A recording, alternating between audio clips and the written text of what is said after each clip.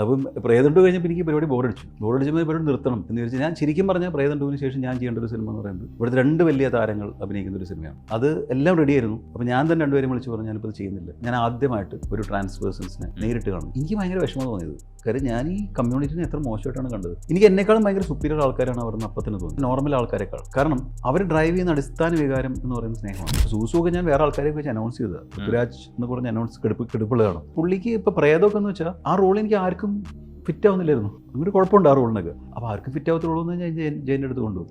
അപ്പോൾ ജയൻ മുട്ടയൊക്കെ അടിച്ച് റെഡിയാക്കും. അപ്പോൾ അത് ഫിറ്റായി.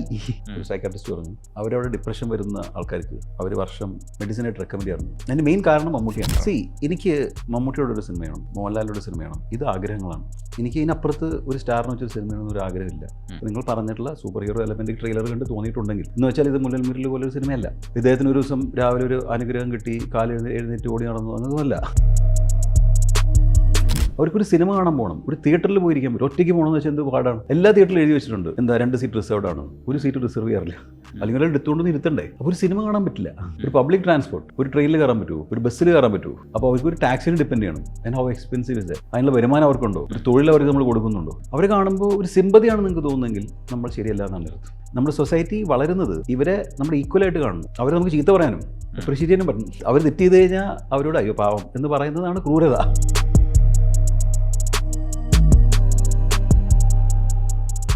സംവിധായകൻ രഞ്ജിത്ത് ശങ്കറാണ് നമുക്കിപ്പോൾ ഉള്ളത്. ഹായ്. ജയ് ഗണേശൻ. ഞാനൊരു ട്രെയിലർ കണ്ടു, ഞാൻ ഇൻസ്പയർഡായി. ട്രെയിലറിൻ്റെ ഒരു ഘട്ടത്തിൽ ഇയാളിങ്ങനെ വീൽ ചെയറിനെ മുന്നോട്ട് നീക്കാൻ ശ്രമിക്കുമ്പോൾ വീഴുന്നതുണ്ടല്ലോ. അപ്പോൾ എനിക്ക് മനസ്സിലായ കാര്യം എന്ന് പറയുന്നത് പിന്നീട് ഈ വീൽ ചെയർ ഇങ്ങനെ ഡ്രൈവ് ചെയ്യാൻ വേണ്ടിയിട്ട് പ്രേക്ഷകർ ശ്രമിക്കുന്ന രീതിയിലുള്ളൊരു സംഗതിയിലേക്ക് ഇത് കൊണ്ടെത്തിക്കുമെന്നാണ് ട്രെയിലർ കണ്ടപ്പോൾ എനിക്ക് തോന്നിയത്. ആ എലമെൻറ്റ് ഒരുപക്ഷെ ആ നായകനുമായിട്ടോ ഇല്ലെങ്കിൽ അയാളുമായിട്ട് ആ മനുഷ്യനുമായിട്ട് നമ്മളൊരു ഘട്ടത്തിൽ നമ്മുടെ മനസ്സ് ഭയങ്കരമായിട്ട് ലിങ്ക്ഡ് ആവും. അവിടെ മുതൽ സിനിമ പിന്നെ ഫാസ്റ്റായിട്ട് പറന്നു പോകുന്നതാണ് ഞാൻ പ്രതീക്ഷിക്കുന്നത്. ട്രെയിലർ ഡീകോഡിംഗ് ഒന്നും അല്ല, പക്ഷേ അങ്ങനെ ഒരു പ്രതീക്ഷ എനിക്കുണ്ട്. അങ്ങനെ ഒരു ഹോപ്പ് ആ ട്രെയിലർ തന്നിട്ടുണ്ട്. എങ്ങനെയാണ് സിനിമയുടെ ഒരു ടെമ്പോ? ഇല്ല, അങ്ങനെ സംഭവിക്കട്ടെ. നമുക്കിതെല്ലാം ഇപ്പം എല്ലാ ഫിലിം മേക്കേഴ്സും എല്ലാ സിനിമകളും എടുക്കുന്നു. അത് വളരെ നല്ലതാണ്. അത് പരിപൂർണമായിട്ടും വിജയമായിരിക്കും. 100% ജനങ്ങളത് സ്വീകരിക്കും എന്ന് വിചാരിച്ചിട്ട് തന്നെയാണ്. പക്ഷേ വളരെ കുറച്ച് സിനിമകളെ വിജയിക്കുന്നുള്ളൂ. അപ്പോൾ നമുക്കറിയില്ല.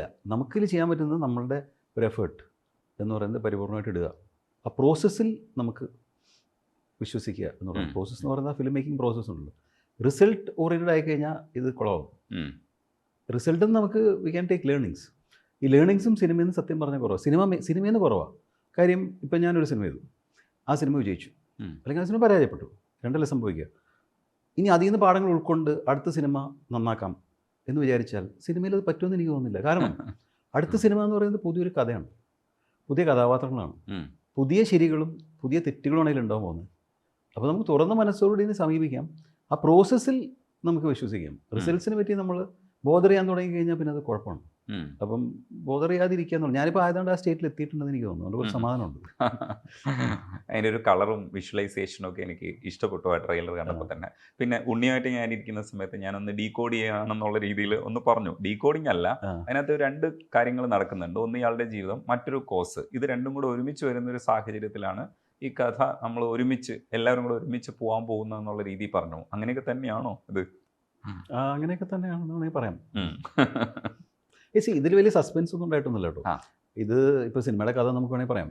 അതങ്ങനെ വലിയ സസ്പെൻസ് ഉള്ള കഥയൊന്നുമില്ല. പക്ഷേ ഇതിപ്പം നമ്മളിപ്പോൾ ട്രെയിലറും ടീസറും ഒക്കെ ഇറക്കി, 2-3 പാട്ടൊക്കെ ഇറക്കി, കുറേ വിഷ്വലൊക്കെ ഉണ്ടല്ലോ. അപ്പോൾ അതിൽ നിന്ന് പ്രേക്ഷകർ ഈ സിനിമയിൽ നിന്നുള്ള ഷോർട്സ് തന്നെയാണല്ലോ ഉപയോഗിച്ചിട്ടുള്ളത്. അപ്പോൾ അതിൽ നിന്ന് ഈ സിനിമ അവരെന്താണോ ഊഹിക്കുന്നത്, നമ്മളവർ മിസ്ഗൈഡ് ചെയ്യാൻ ഒരിക്കലും ശ്രമിക്കില്ല. മിസ്ഗൈഡ് ചെയ്ത് കഴിഞ്ഞാൽ നമ്മൾ തന്നെയാണ് മണ്ടന്മാരാവുന്നത്. കാരണം അതൊക്കെ തന്നെയായിരിക്കണം സിനിമ. എന്നാൽ അത് കാണിച്ചതിന് ശേഷം പിന്നെ ഒരു സ്പൂൺ ഫീഡിങ് പോലെ ഇതാണ് കഥ എന്നും കൂടെ നമ്മളിവിടെ വന്നിരുന്ന് പറയണ്ടല്ലോ. അതുകൊണ്ടാണ് അത് പറയാത്തത്. അല്ലാതെ പറയാൻ അങ്ങനെ വലിയ ഇതുവരെ പറയാത്ത കഥയോ അങ്ങനെയുള്ള സംഭവങ്ങൾ ഉണ്ടായതുകൊണ്ടൊന്നുമല്ല. പക്ഷേ ഒരു പുതിയ ട്രീറ്റ്മെൻറ്റ് അതിൽ കൊണ്ടുവന്നുണ്ട്. ഇതിൽ പുതുമ എന്ന് പറയുന്നത് എനിക്ക് തോന്നുന്നു ഈ വീൽ ചെയർ തന്നെയാണെന്ന് എനിക്ക് തോന്നുന്നു. കാരണം ഞാൻ ഈ കഥ ആലോചിക്കുന്നതും വളരെ മുമ്പാണ്. 2010 ആ സമയത്തൊക്കെയാണ്, 10 അല്ല 11, 12 ആ സമയത്ത് ഞാൻ എൻ്റെ പല സിനിമകൾ കഴിഞ്ഞിട്ട് ഇത് ചെയ്യണമെന്ന് ആലോചിച്ചിട്ടുണ്ട്. ഈ കഥ, ഈ കോർ ആശയം. അപ്പോൾ വീൽ ചെയർ ഒന്നുമില്ല, ഒരു നോർമൽ ഹീറോ ആണ്. അപ്പോൾ ആ normal hero is very heroic and that is very commercial. അപ്പോൾ ഞാനൊരു പരിപൂർണ്ണ കമേഴ്ഷ്യലായിട്ട് ഞാൻ ചെയ്തിട്ടുള്ള സിനിമകൾ കുറവാണ് എൻ്റെ സിനിമാ കരിയറിൽ. അപ്പം ഇത് അങ്ങനത്തെ ഒരു സിനിമയാണ്. അപ്പം അത് ചെയ്യാം എന്നുള്ളൊരു ഇതുണ്ടായിരുന്നു. പക്ഷേ നമുക്കൊരു മോട്ടിവേഷൻ എന്ന് പറയുന്ന സാധനം വേണം അങ്ങനത്തെ ഒരു സംഭവം ചെയ്യാൻ. ഇപ്പോൾ ഓരോ സിനിമയ്ക്ക് എന്നെ സംബന്ധിച്ച് എന്താണെന്ന് വെച്ചാൽ നമുക്കൊരു ചാലഞ്ച് വേണം ഒരു സിനിമ ചെയ്യണമെന്നുണ്ടെങ്കിൽ. ആ ചാലഞ്ച് എന്ന് പറഞ്ഞാൽ നമ്മുടെ വലിയൊരു പ്രോസസ്സ് കൂടിയാണ് ഒരു സിനിമയിൽ കടന്നു പോകുന്നത്. ഒരു കഥ നമ്മൾ ചെയ്യാൻ തീരുമാനിക്കുന്ന ഒരു സമയമുണ്ടല്ലോ, ആ സമയം മുതൽ ഇപ്പോൾ ഇവിടെ വന്നിരിക്കുന്നുള്ളൂ. ഇപ്പോൾ ഞാൻ എൻ്റെ എല്ലാ പണിയും തീർത്ത് കഴിഞ്ഞിരിക്കും. ഞാൻ ഇന്ന് രാവിലെ ചെന്നൈയിൽ നിന്ന് വന്നേ ഉള്ളൂ. എനിക്കൊന്നും ചെയ്യാനില്ല ഈ സിനിമയിൽ. ഇനി വേണമെങ്കിൽ ഇതുപോലെ ഇൻ്റർവ്യൂസ് കൊടുക്കുക, ഇതേ പണിയുള്ളൂ. ഈ പ്രോസസ്സ് എന്ന് പറഞ്ഞാൽ എന്നെ സംബന്ധിച്ച് ഭയങ്കര സ്ട്രെസ്ഫുള്ളാണ്. സ്ട്രെസ്ഫുൾ എന്ന് പറഞ്ഞാൽ ഒരുപാട് കോംപ്ലിക്കേഷൻസ് ഇതിൻ്റെ ഉള്ളിലൊക്കെ വരാം. ഉണ്ടാവുന്ന അറിഞ്ഞുകൊണ്ടാണ് നമ്മൾ ഇതിലോട്ട് പോകുന്നത്. സ്പെഷ്യലി ബിക്കോസ് നമ്മളിതിൻ്റെ പ്രൊഡക്ഷനും ഉണ്ട്, റൈറ്റിംഗും ഉണ്ട്, പല രീതിയിൽ ഇൻവോൾവ് ആണ് ഈ സിനിമയിൽ, ബിസിനസ് വൈസും അല്ലാതെ. അപ്പോൾ ആ പ്രോസസ്സിൽ പോകാൻ നമ്മളെ പ്രേരിപ്പിക്കുന്നതിലൊരു ചാലഞ്ച് ഉണ്ടെന്നുള്ളതാണ്. It's not being done. അപ്പോൾ നമുക്കൊന്ന് ട്രൈ നോക്കാം. നമുക്ക് അങ്ങനെ എന്തെങ്കിലും മോട്ടിവേഷൻ വേണ്ട ഒരു അവസ്ഥ എനിക്ക് അന്നും ഇന്നും എപ്പോഴും ഉണ്ടായിട്ടുണ്ട്. എൻ്റെ എല്ലാ സിനിമകളിലും അറ്റ്ലീസ്റ്റ് എനിക്കെങ്കിലും അതുണ്ട്. അപ്പം പല രീതിയിൽ നമ്മുടെ അപ്പോഴത്തെ മാനസികാവസ്ഥയോ പല കാര്യങ്ങളൊക്കെ ആയിരിക്കാം. അപ്പോൾ നമുക്ക് വെറുതെ അങ്ങ് ഒരു കമേഴ്ഷ്യൽ സിനിമ ഉണ്ടാക്കാം എന്ന് വെച്ചാൽ നമുക്കൊരു മോട്ടിവേഷൻ ഇല്ല. അതുകൊണ്ടാണ് ഇത് ചെയ്യാതിരുന്നത്. ഞാൻ പല ആൾക്കാരെ വെച്ചിട്ടും പല സമയത്ത് ആലോചിക്കുകയും പല രീതിയിൽ ചെയ്യാൻ പോയതും പിന്നെ ചെയ്യാൻ പോകുമ്പോൾ എനിക്കതൊരു ഡ്രൈവ് കിട്ടുന്നില്ല അത് ചെയ്യാൻ വേണ്ടി. വെറുതെ ഒരു കമേഴ്ഷ്യൽ സക്സസിന് വേണ്ടി വീണ്ടും ഒരു സിനിമ ഉണ്ടാക്കുന്നു, അങ്ങനെ ഉണ്ടാക്കിയാൽ വിജയിക്കാനും സാധ്യത കുറവാണ് അങ്ങനെ ട്രൈ ചെയ്ത് കഴിഞ്ഞാൽ. അപ്പോൾ ഞാൻ അങ്ങനെ ഒരു സിനിമ എൻ്റെ കരിയറിൽ ട്രൈ ചെയ്തിട്ടുള്ളൂ, ഒരേ ഒരു സിനിമ. അങ്ങനെ ഇപ്പോൾ ഒരു കമേഴ്ഷ്യൽ വിജയം വേണം എന്ന് വിചാരിച്ചിട്ട്. അപ്പോൾ ഇങ്ങനെ കഥ അങ്ങനെ പലതും ആലോചിച്ച് വന്നപ്പോൾ ഈ അങ്ങനെ എനിക്ക് അങ്ങനെ ഒരു ഡ്രൈവ് കിട്ടാത്തതുകൊണ്ട് ഉപേക്ഷിച്ചൊരു കഥയാണത് പല സമയത്തും. പിന്നെ എനിക്കിപ്പോൾ ഈ സിനിമ എന്ന് പറഞ്ഞാൽ ഞാൻ ആലോചിച്ചത് ഇപ്പോഴത്തെ അവസ്ഥയിൽ ഒരു തിയേറ്റർ സംസ്കാരം മാറിയിരിക്കുന്നു. നമ്മുടെ audience as evolved post Covid പല രീതികളിൽ. അപ്പോൾ ഇപ്പോൾ തിയേറ്ററിൽ അവർ വിജയിക്കുന്ന ഒരു സിനിമ ഉണ്ടാക്കുക എന്ന് പറഞ്ഞൊരു ചലഞ്ചാണ്. അപ്പോൾ അതിനൊരു ചലഞ്ചാണ്. അപ്പോൾ ആ ചലഞ്ചാണ് ഈ സിനിമ ചെയ്യുമ്പോൾ ഞാൻ ഏറ്റെടുത്തത്. അപ്പോൾ അതിന് ഈ സിനിമയല്ല ഇങ്ങനെ ഒരു സിനിമ ചെയ്യാം, അടുത്തൊരു സിനിമ ചെയ്യാമെന്ന് ചോദിച്ചപ്പോൾ ആ ചലഞ്ചാണ് ഞാൻ ആദ്യം ഏറ്റെടുത്തത്. രണ്ടായാലും എന്ത് കഥ എടുക്കാം. അപ്പോഴാണ് ഈ കഥ തിരിച്ചു വന്നത്. ഈ കഥ വന്നപ്പോഴും ഇത് ശരിയാണ്, ഇത് വർക്കാവാൻ സാധ്യതയുണ്ട്, പക്ഷേ നമുക്കൊരു ഡ്രൈവ് കിട്ടുന്നില്ല. Like what is exciting in this. അങ്ങനെയാണ്. അപ്പോൾ ഞാനിപ്പം കുറച്ച് ജിമ്മിലൊക്കെ പോകുന്നുണ്ട് കുറച്ച് ആളായിട്ട്. അപ്പം ഞാൻ ഇങ്ങനെ രാവിലെ എഴുന്നേറ്റ് ജിമ്മിൽ പോകുമ്പോൾ റെഗുലർലി ഒരാളെ കാണാൻ തുടങ്ങി. കാക്കനാട് പാടമുകൾ ഭാഗത്ത്. പുള്ളി വീൽ ചെയറിലാണ്. ഭയങ്കര സുന്ദരനായിട്ടൊരാളാണ്. ഭയങ്കര ഹാൻഡ്സമാണ്. അയാളിങ്ങനെ വീൽ ചെയറിൽ പോകുന്നുണ്ടോ, ഭയങ്കര പ്ലസൻ്റാണ്. നമ്മൾ സാധാരണ കോൺസെപ്റ്റ് ഇല്ലേ ഈ ഒരാളെങ്ങനെയാണ് സിനിമയിലും അവതരിപ്പിച്ചിട്ടുള്ള അങ്ങനെയാണ്. അയാൾ അങ്ങനെ ഒരാളല്ല. അപ്പം ഞാൻ നേരിട്ട് അയാളോട് ഇതുവരെ സംസാരിച്ചിട്ടില്ല. ഞാൻ എൻ്റെ സിനിമയിൽ വർക്ക് ചെയ്യുന്ന സുഹൃത്തുക്കളൊക്കെ ആയിട്ട് വഴി അയാളോട് സംസാരിക്കാനൊക്കെ ശ്രമിച്ചു. അപ്പോൾ അയാൾ ഭയങ്കര ജനകീയനാണ്. ആ ഭാഗത്തൊക്കെ എല്ലാ നാട്ടുകാർക്കും അറിയാം. നമ്മൾ ഒരാൾ പോയി സംസാരിക്കാൻ പോയി കഴിഞ്ഞാൽ നാട്ടുകാർ പറയുന്നതിൽ കുഴപ്പമുണ്ടെന്ന് ചോദിച്ചു വരും. അപ്പോൾ I has device A life style of his own എന്ന് പറഞ്ഞ ഒരാൾ. അങ്ങനെ പോയപ്പോൾ പിന്നെ വേറൊരാൾ അപ്പുറത്ത് കാണാൻ തുടങ്ങി. അപ്പോൾ ഞാൻ ആലോചിച്ചാൽ ഇയാളെ വീൽ ചെയറിലാക്കിയാൽ എങ്ങനെ ഉണ്ടാവും. വീൽ ചെയറിലാക്കിയെന്ന് പറഞ്ഞാൽ ഇറ്റ് ഈസ് വെരി സിമ്പിൾ. ഇപ്പോൾ നമുക്കൊക്കെ സംഭവിക്കാവുന്നതാണ്. അതായത് ഒരുപാട് ഡ്രീംസും ഡ്രൈവൊക്കെ ഉണ്ടായിരുന്ന ഭയങ്കര യൂത്ത്ഫുൾ ആയിട്ടുള്ളൊരു ചെറുപ്പക്കാരന് ഒരു ബൈക്ക് ആക്സിഡൻറ്റ് സംഭവിച്ചു. അപ്പോൾ ഒരു ബിലോ പാരലൈസ്ഡ് ആയിപ്പോയി, വീൽ ചെയറിലായി എന്ന് പറഞ്ഞാൽ ഇറ്റ്സ് എ ഹ്യൂജ് ട്രാജഡി. അത് നമ്മൾ പല കഥകൾ ആലോചിക്കുമ്പോൾ അതിൻ്റെ ബുദ്ധിമുട്ട് മനസ്സിലാവുള്ളൂ. ഒരു സുദിവാൽമംഗം ചെയ്യുമ്പോൾ ഒരു വിക്ക് എന്ന് പറയുന്ന സാധനം നമുക്ക് കോമഡി ആയിട്ട് തോന്നുക. പക്ഷേ എൻ്റെ ഒരു സുഹൃത്ത് അങ്ങനെ ഉണ്ടായിരുന്നുകൊണ്ട് എനിക്കറിയാം അത് കോമഡി അല്ല എന്നുള്ളത്. അതിപ്പം ഞാൻ മേരിക്കുട്ടിയാണെങ്കിലും എല്ലാത്തിലും ആ കോംപ്ലിക്കേഷൻ ഉണ്ട്. This is more challenging. ഇപ്പോൾ ഇവർക്കൊരു സിനിമ കാണുമ്പോൾ നമ്മുടെ social setup is very bad. ഇപ്പോൾ ഇതുപോലൊരു ഓഫീസിലേക്ക് ആൾക്ക് വരാൻ പറ്റില്ല. നിങ്ങൾ എടുത്തുകൊണ്ട് പൊക്കി വരേണ്ടി വരും. Because we are not designed for that. ഇവിടെയല്ല എവിടെയും, ഞാൻ ഈ ഓഫീസിൽ നിന്നല്ല പറഞ്ഞത്, എവിടെയും അത് സെറ്റപ്പുള്ള സംവിധാനങ്ങൾ കുറവാണ്. അപ്പോൾ then how do the leave? അവർക്കൊരു സിനിമ കാണാൻ പോകണം, ഒരു തിയേറ്ററിൽ പോയിരിക്കാൻ പറ്റും. ഒറ്റയ്ക്ക് പോകണമെന്ന് വെച്ചാൽ എന്ത് പാടാണ്. എല്ലാ തിയേറ്ററിലും എഴുതി വെച്ചിട്ടുണ്ട് എന്താ 2 സീറ്റ് റിസർവ്ഡ് ആണ്. ഒരു സീറ്റ് റിസർവ് ചെയ്യാറില്ല. അങ്ങനെ സ്പേസ് ഇല്ല. റിസർവ്ഡ് എന്ന് ഉദ്ദേശിക്കുന്നത് മുമ്പിലത്തെ 2 സീറ്റും ഒഴിച്ചിട്ടിരിക്കുക, ആ ഗ്യാപ്പ് ഒഴിവായിരിക്കും. ഒരാൾ വീഴ്ചയിലൊന്നും അവിടെ ഇരിക്കാം, അങ്ങനെ എല്ലാവർക്കും കാണാൻ പറ്റുള്ളൂ. അല്ലെങ്കിൽ ഒരാൾ എടുത്തുകൊണ്ടൊന്നും ഇരുത്തണ്ടേ. അപ്പോൾ ഒരു സിനിമ കാണാൻ പറ്റില്ല അവർക്ക്. ഒരു പബ്ലിക് ട്രാൻസ്പോർട്ട്, ഒരു ട്രെയിനിൽ കയറാൻ പറ്റുമോ, ഒരു ബസ്സിൽ കയറാൻ പറ്റുമോ? അപ്പോൾ അവർക്കൊരു ടാക്സിന് ഡിപ്പെൻഡ് ചെയ്യണം. And how expensive is that? അതിനുള്ള വരുമാനം അവർക്കുണ്ടോ, ഒരു തൊഴിൽ അവർക്ക് നമ്മൾ കൊടുക്കുന്നുണ്ടോ? അപ്പോൾ ഇറ്റ്സ് എ ഹ്യൂജ് ചാലഞ്ച് നമ്മുടെ നാട്ടിൽ ജീവിക്കുക എന്ന് പറയുന്നത്. ഞാൻ അതിൻ്റെ ഒരു ആലോചന മനസ്സിലായി. അപ്പോൾ ഞാൻ വെച്ചാൽ ഇതേ സെയിം സ്ക്രീൻ പ്ലേ ഇങ്ങനെ ഒരാളാണെങ്കിൽ എങ്ങനെയുണ്ടെന്ന് ആലോചിച്ചപ്പോൾ എനിക്ക് ഭയങ്കര എക്സൈറ്റ്മെൻറ്റ് തോന്നി. കാരണം അതിന് വേണ്ടി ഉണ്ടാക്കിയൊരു സ്ക്രിപ്റ്റ് അല്ല, പക്ഷേ സ്ക്രിപ്റ്റിലോട്ട് ഇയാളെ ഫിറ്റ് ചെയ്തപ്പോൾ ഒരു റെഗുലർ ഹീറോ ചെയ്യുന്ന കാര്യങ്ങൾ. അപ്പോൾ then every scene is challenging. അത് ചിന്തിക്കുമ്പോൾ ഷൂട്ട് ചെയ്യുമ്പോൾ ഇപ്പോൾ ഇങ്ങനെ ഇരിക്കുകയാണെങ്കിൽ എനിക്കൊരു സജഷൻ പോലും ഇങ്ങനെ എടുക്കാൻ പറ്റില്ല. നിങ്ങൾക്ക് ഇങ്ങനെ നോക്കാൻ പറ്റുള്ളൂ. അപ്പോൾ എവറിത്തിങ് ചേഞ്ചസ്, ആ ഡയമെൻഷൻസ് പെർസ്പെക്റ്റീവ്സ് എല്ലാം മാറും. അപ്പോൾ നമുക്ക് ചെറുതെന്ന് തോന്നുന്ന കാര്യങ്ങൾ പോലും ഇയാൾക്ക് വലുതായി വരുന്നു. അത് ചെയ്യുമ്പോൾ പോലും അതിൽ വലിയ ഹീറോയിസും വരുന്നു. അപ്പോൾ എനിക്ക് ഭയങ്കര എക്സൈറ്റിംഗ് തോന്നി. പിന്നെ ആലോചിക്കുന്നത് പേടിയാണത്. ആ പേടിയാണ് എനിക്ക് ഏറ്റവും വലിയ സന്തോഷം. അപ്പോൾ ഇതിന് ചെയ്യാമെന്നുള്ളതാണ്. കാരണം നമുക്ക് അല്ലെങ്കിൽ ഈസിയാന്ന് തോന്നിക്കഴിഞ്ഞാൽ ഇത് പിന്നെ നമുക്ക് വലിയ ഡ്രൈവ് ഒന്നുമില്ല. അത് പേടി എന്ന് പറഞ്ഞാൽ ഓരോ സീനും ഇത് എങ്ങനെ ഷൂട്ട് ചെയ്യും നമുക്ക് ആലോചിക്കാനേ പാടുക. ചേസ്, വീൽ ചെയറിൽ ഇങ്ങനെ ചേസ് ചെയ്യും. ഒരു കുട്ടി ഓടിയാൽ പോലും വീൽ ചെയറിൽ അവർ തോൽപ്പിക്കാൻ പറ്റും ഈസിയായിട്ട്. അപ്പോൾ അങ്ങനത്തെ കുറേ ത്രില്ലിംഗ് ആയിട്ടുള്ള മൂമെൻറ്റ്സ് ഉണ്ട് ഈ സ്ക്രീൻ പ്ലേയിൽ. അപ്പോൾ അത് എക്സിക്യൂട്ട് ചെയ്തെടുക്കുക എന്ന് പറയുന്നത് ഭയങ്കര ചലഞ്ചാണ്. ഒരാൾക്ക് അഭിനയിക്കുക എന്ന് പറഞ്ഞാൽ ഭയങ്കര ചലഞ്ചാണ്, ഷൂട്ട് ചെയ്യുക എന്നുള്ളത് ചലഞ്ചാണ്. അപ്പോൾ അതെല്ലാം നമുക്കൊരു ഡ്രൈവായിരുന്നു ഈ സിനിമ ചെയ്യാന്നുള്ളതാണ് എൻ്റെ ഒരു യാഥാർത്ഥ്യം. ഗ്രേറ്റ്. ഈ പ്രേതം ചെയ്യുന്ന സമയത്ത് പ്രേതകഥകൾ നമ്മൾ പല രീതിയിൽ പറഞ്ഞു. അപ്പോൾ അത് പുതിയ രീതിയിൽ ചെയ്താൽ മാത്രമേ അത് അക്സെപ്റ്റ് ചെയ്യുള്ളൂ. പിന്നെ മലയാളിയുടെ ഒരു ബോധവും പിന്നെ കുറച്ചൊരു മസിൽ പിടുത്തവും ഒക്കെ ആയതുകൊണ്ട് തന്നെ അങ്ങോട്ട് അംഗീകരിച്ച് തരില്ല. സൂപ്പർ ഹീറോസിനെ നമ്മളിപ്പോൾ പ്ലേസ് ചെയ്ത് തുടങ്ങിയിട്ടുണ്ട്. പക്ഷേ അങ്ങനെയാണെങ്കിലും ഇനി കമ്പാരിസൺ വരുന്നത് സൂപ്പർ ഹീറോ എലമെൻറ്റ് വന്നു കഴിഞ്ഞാൽ നമ്മൾ മിന്നൽ മുരളിയായിട്ട് കമ്പയർ ചെയ്യും. പിന്നെ രഞ്ജിത്തിൻ്റെ പടമാകുമ്പോഴത്തേക്ക് പ്രേതമായിട്ട് കമ്പയർ ചെയ്യും. അപ്പോൾ പ്രേതം 2 ഇറങ്ങിയപ്പോൾ തന്നെ ചെറിയ പ്രേതം 1 പോലും വന്നില്ല, അത് പറ്റില്ല എന്നുള്ളൊരു അഭിപ്രായം വരുമ്പോൾ ഈ സൂപ്പർ ഹീറോയെ നമ്മൾ പ്രേതം 2 ആണ് എനിക്കൊരു കമേഴ്ഷ്യൽ വിജയം വേണം എന്ന് ചെയ്ത ഒരേ ഒരു പടം. അതാണ് അങ്ങനെ വർക്കാവാതിരുന്നത്. ബിക്കോസ് അതിൻ്റെ ഡ്രൈവ് ശരിയായിരുന്നില്ല. ഞാൻ പുണ്യാളൻ 1 ചെയ്യുമ്പോൾ എനിക്ക് അങ്ങനത്തെ ഒരു കോമഡി ചെയ്യാൻ ഭയങ്കര ആഗ്രഹം ഉണ്ടായിരുന്നു. It was very honest in that sense. ഞാൻ പ്രേതം ചെയ്യുമ്പോൾ എൻ്റെ ആഗ്രഹം എന്താണെന്ന് വെച്ചാൽ, ഞാൻ യുവാക്കൾക്ക് വേണ്ടി ഒരു സിനിമ ചെയ്യാൻ എനിക്ക് പറ്റിയിട്ടില്ല. അതായത് കോളേജിൽ പോകുന്ന പിള്ളേരല്ലേ, അവർക്ക് ആസ്വദിക്കാൻ പറ്റുന്ന റിപ്പീറ്റഡ്ലി കാണുന്ന ഒരു സിനിമ എനിക്ക് ഉണ്ടാക്കാൻ പറ്റുമോ എന്നുള്ളതായിരുന്നു എൻ്റെ ചലഞ്ച്. ഇപ്പോൾ പുണ്യാളൻ 2 ചെയ്യുമ്പോൾ അന്നത്തെ എൻ്റെ ഫ്രസ്ട്രേഷൻസ് ആയിരുന്നു ആ സിനിമയിൽ മുഴുവൻ. പ്രേതം 2 ചെയ്യുമ്പോൾ ഞാൻ മേരിക്കുട്ടി കഴിഞ്ഞപ്പോൾ എനിക്ക് തോന്നി, അല്ല നമുക്കൊരു കുറച്ചുകൂടെ വലിയ വിജയം ഉണ്ടാക്കുന്ന ഒരു സിനിമ ഉണ്ടാക്കണം. അത് തോന്നലേ ശരിയല്ല. അപ്പോൾ നമ്മളൊരു കഥേനെ അതിലോട്ട് ബ്രാൻഡ് ചെയ്യാൻ അത് വർക്കാവില്ല എന്ന് എനിക്ക് മനസ്സിലായത്. I'm not good at that എന്നുള്ളതാണ്. അപ്പോൾ ചോദ്യം എന്തായിരുന്നു? ചോദ്യം ഇത്രയേ ഉള്ളൂ. അപ്പോൾ ഈ എലമെന്റ്, സൂപ്പർ ഹീറോ എലമെന്റ് നമ്മൾ കണ്ടതും ഈ പറയുന്ന പ്രേതം ചെയ്തതിൻ്റെ ഒരു പ്രശ്നമുണ്ട്. അപ്പോൾ അത് സക്സസ്ഫുള്ളാണ്. അപ്പോൾ അതൊക്കെ വെച്ചിട്ട് കമ്പയർ ചെയ്യുമ്പോൾ ഇതിനകത്തും അത്തരം ഒരു ഡ്രൈവോ ഇല്ലെങ്കിൽ നമ്മളെ ഭയങ്കരമായിട്ട് കണക്ട് ചെയ്യുന്നതോ അല്ലെങ്കിൽ മനസ്സിനെ പിടിച്ചുലയ്ക്കുന്ന ഒരു സാധനം വേണം. പ്രേതത്തിനകത്ത് അത് ഉണ്ടായിരുന്നു. അത് നമുക്ക് ആ സാധനം നിന്ന് രക്ഷപ്പെടണമല്ലോ. അപ്പം നമ്മൾ എന്താണ് അടുത്ത് ചെയ്യുക, ആ ഒരു ക്യൂരിയസ് എലമെന്റും കൂടെ ഉണ്ട്. അത് ഇത്തരം പടങ്ങളിലൊക്കെ ഒരു കണക്ഷൻ കിട്ടും നമുക്ക്. ആ ഒന്നുകിൽ ആ നിൽക്കുന്ന ആള് ഇല്ലെങ്കിൽ ഇത് മാറ്റാൻ ശ്രമിക്കുന്ന ആളുമായിട്ടൊക്കെ നമ്മൾ സാത്മ്യത്തിലെത്തും. അപ്പം ഞാൻ പ്രതീക്ഷിക്കുന്നത് ഈ മനുഷ്യനുമായിട്ട് നമ്മൾ യോജിക്കുന്ന ഒരു ഘട്ടം വരും. ആ യോജിക്കുന്ന ഘട്ടം മുതലായിരിക്കും ഈ ഡ്രൈവ് ഉണ്ടാവുക. ഈ സൂപ്പർ ഹീറോ എലമെന്റ് ഇതിനകത്തേക്ക് കൊണ്ടുവരുന്നത് വിശ്വസനീയമല്ലെങ്കിൽ അത് പ്രശ്നമാവും. ഈ ചലഞ്ചസ് ഒക്കെ എങ്ങനെയാണ് തിരക്കഥയിൽ മാനേജ് ചെയ്ത് പോയത്? ഇല്ല, ഞാൻ ഇതിനെക്കുറിച്ചൊന്നും ആലോചിക്കാറില്ല. ഇപ്പം ഇതിനെക്കുറിച്ച് ഞാൻ പറഞ്ഞില്ലേ, ഞാനിത് റിസൾട്ടിനെ കുറിച്ച് ആലോചിച്ചിട്ട് കാര്യമില്ല. ഞാൻ ആലോചിക്കുന്നത് ഇപ്പോൾ at this point of time in my life എനിക്കിത് ചെയ്യാം തോന്നുന്നുണ്ടോ? എനിക്ക് എൻ്റെ ജീവിതത്തിൻ്റെ ഒരു വലിയൊരു 8 മാസം അല്ലെങ്കിൽ 1 വർഷം ഇതിനുവേണ്ടി ചിലവഴിക്കാൻ, എൻ്റെ ഉള്ള കുറേ പണവും ഇതിനുവേണ്ടി ചിലവഴിക്കാൻ, ഇത് ഇനി പണം മുഴുവൻ പോയാലും ഞാൻ റിഗ്രറ്റ് ചെയ്യുമോ? ഇത്രയൊക്കെ ഞാൻ ആലോചിക്കാറില്ല. കൂടിപ്പോയതല്ലേ സംഭവിക്കുള്ളൂ. കൂടിപ്പോയാൽ സംഭവിക്കുന്നത് ഞാൻ ചിലവാക്കിയ പണം നഷ്ടപ്പെടും എന്നുള്ളതാണല്ലോ. ഇനി നമുക്ക് വേറെ ആരുടെ ഉത്തരവാദിത്വമില്ല ഈ സിനിമയിൽ. മനസ്സിലായോ?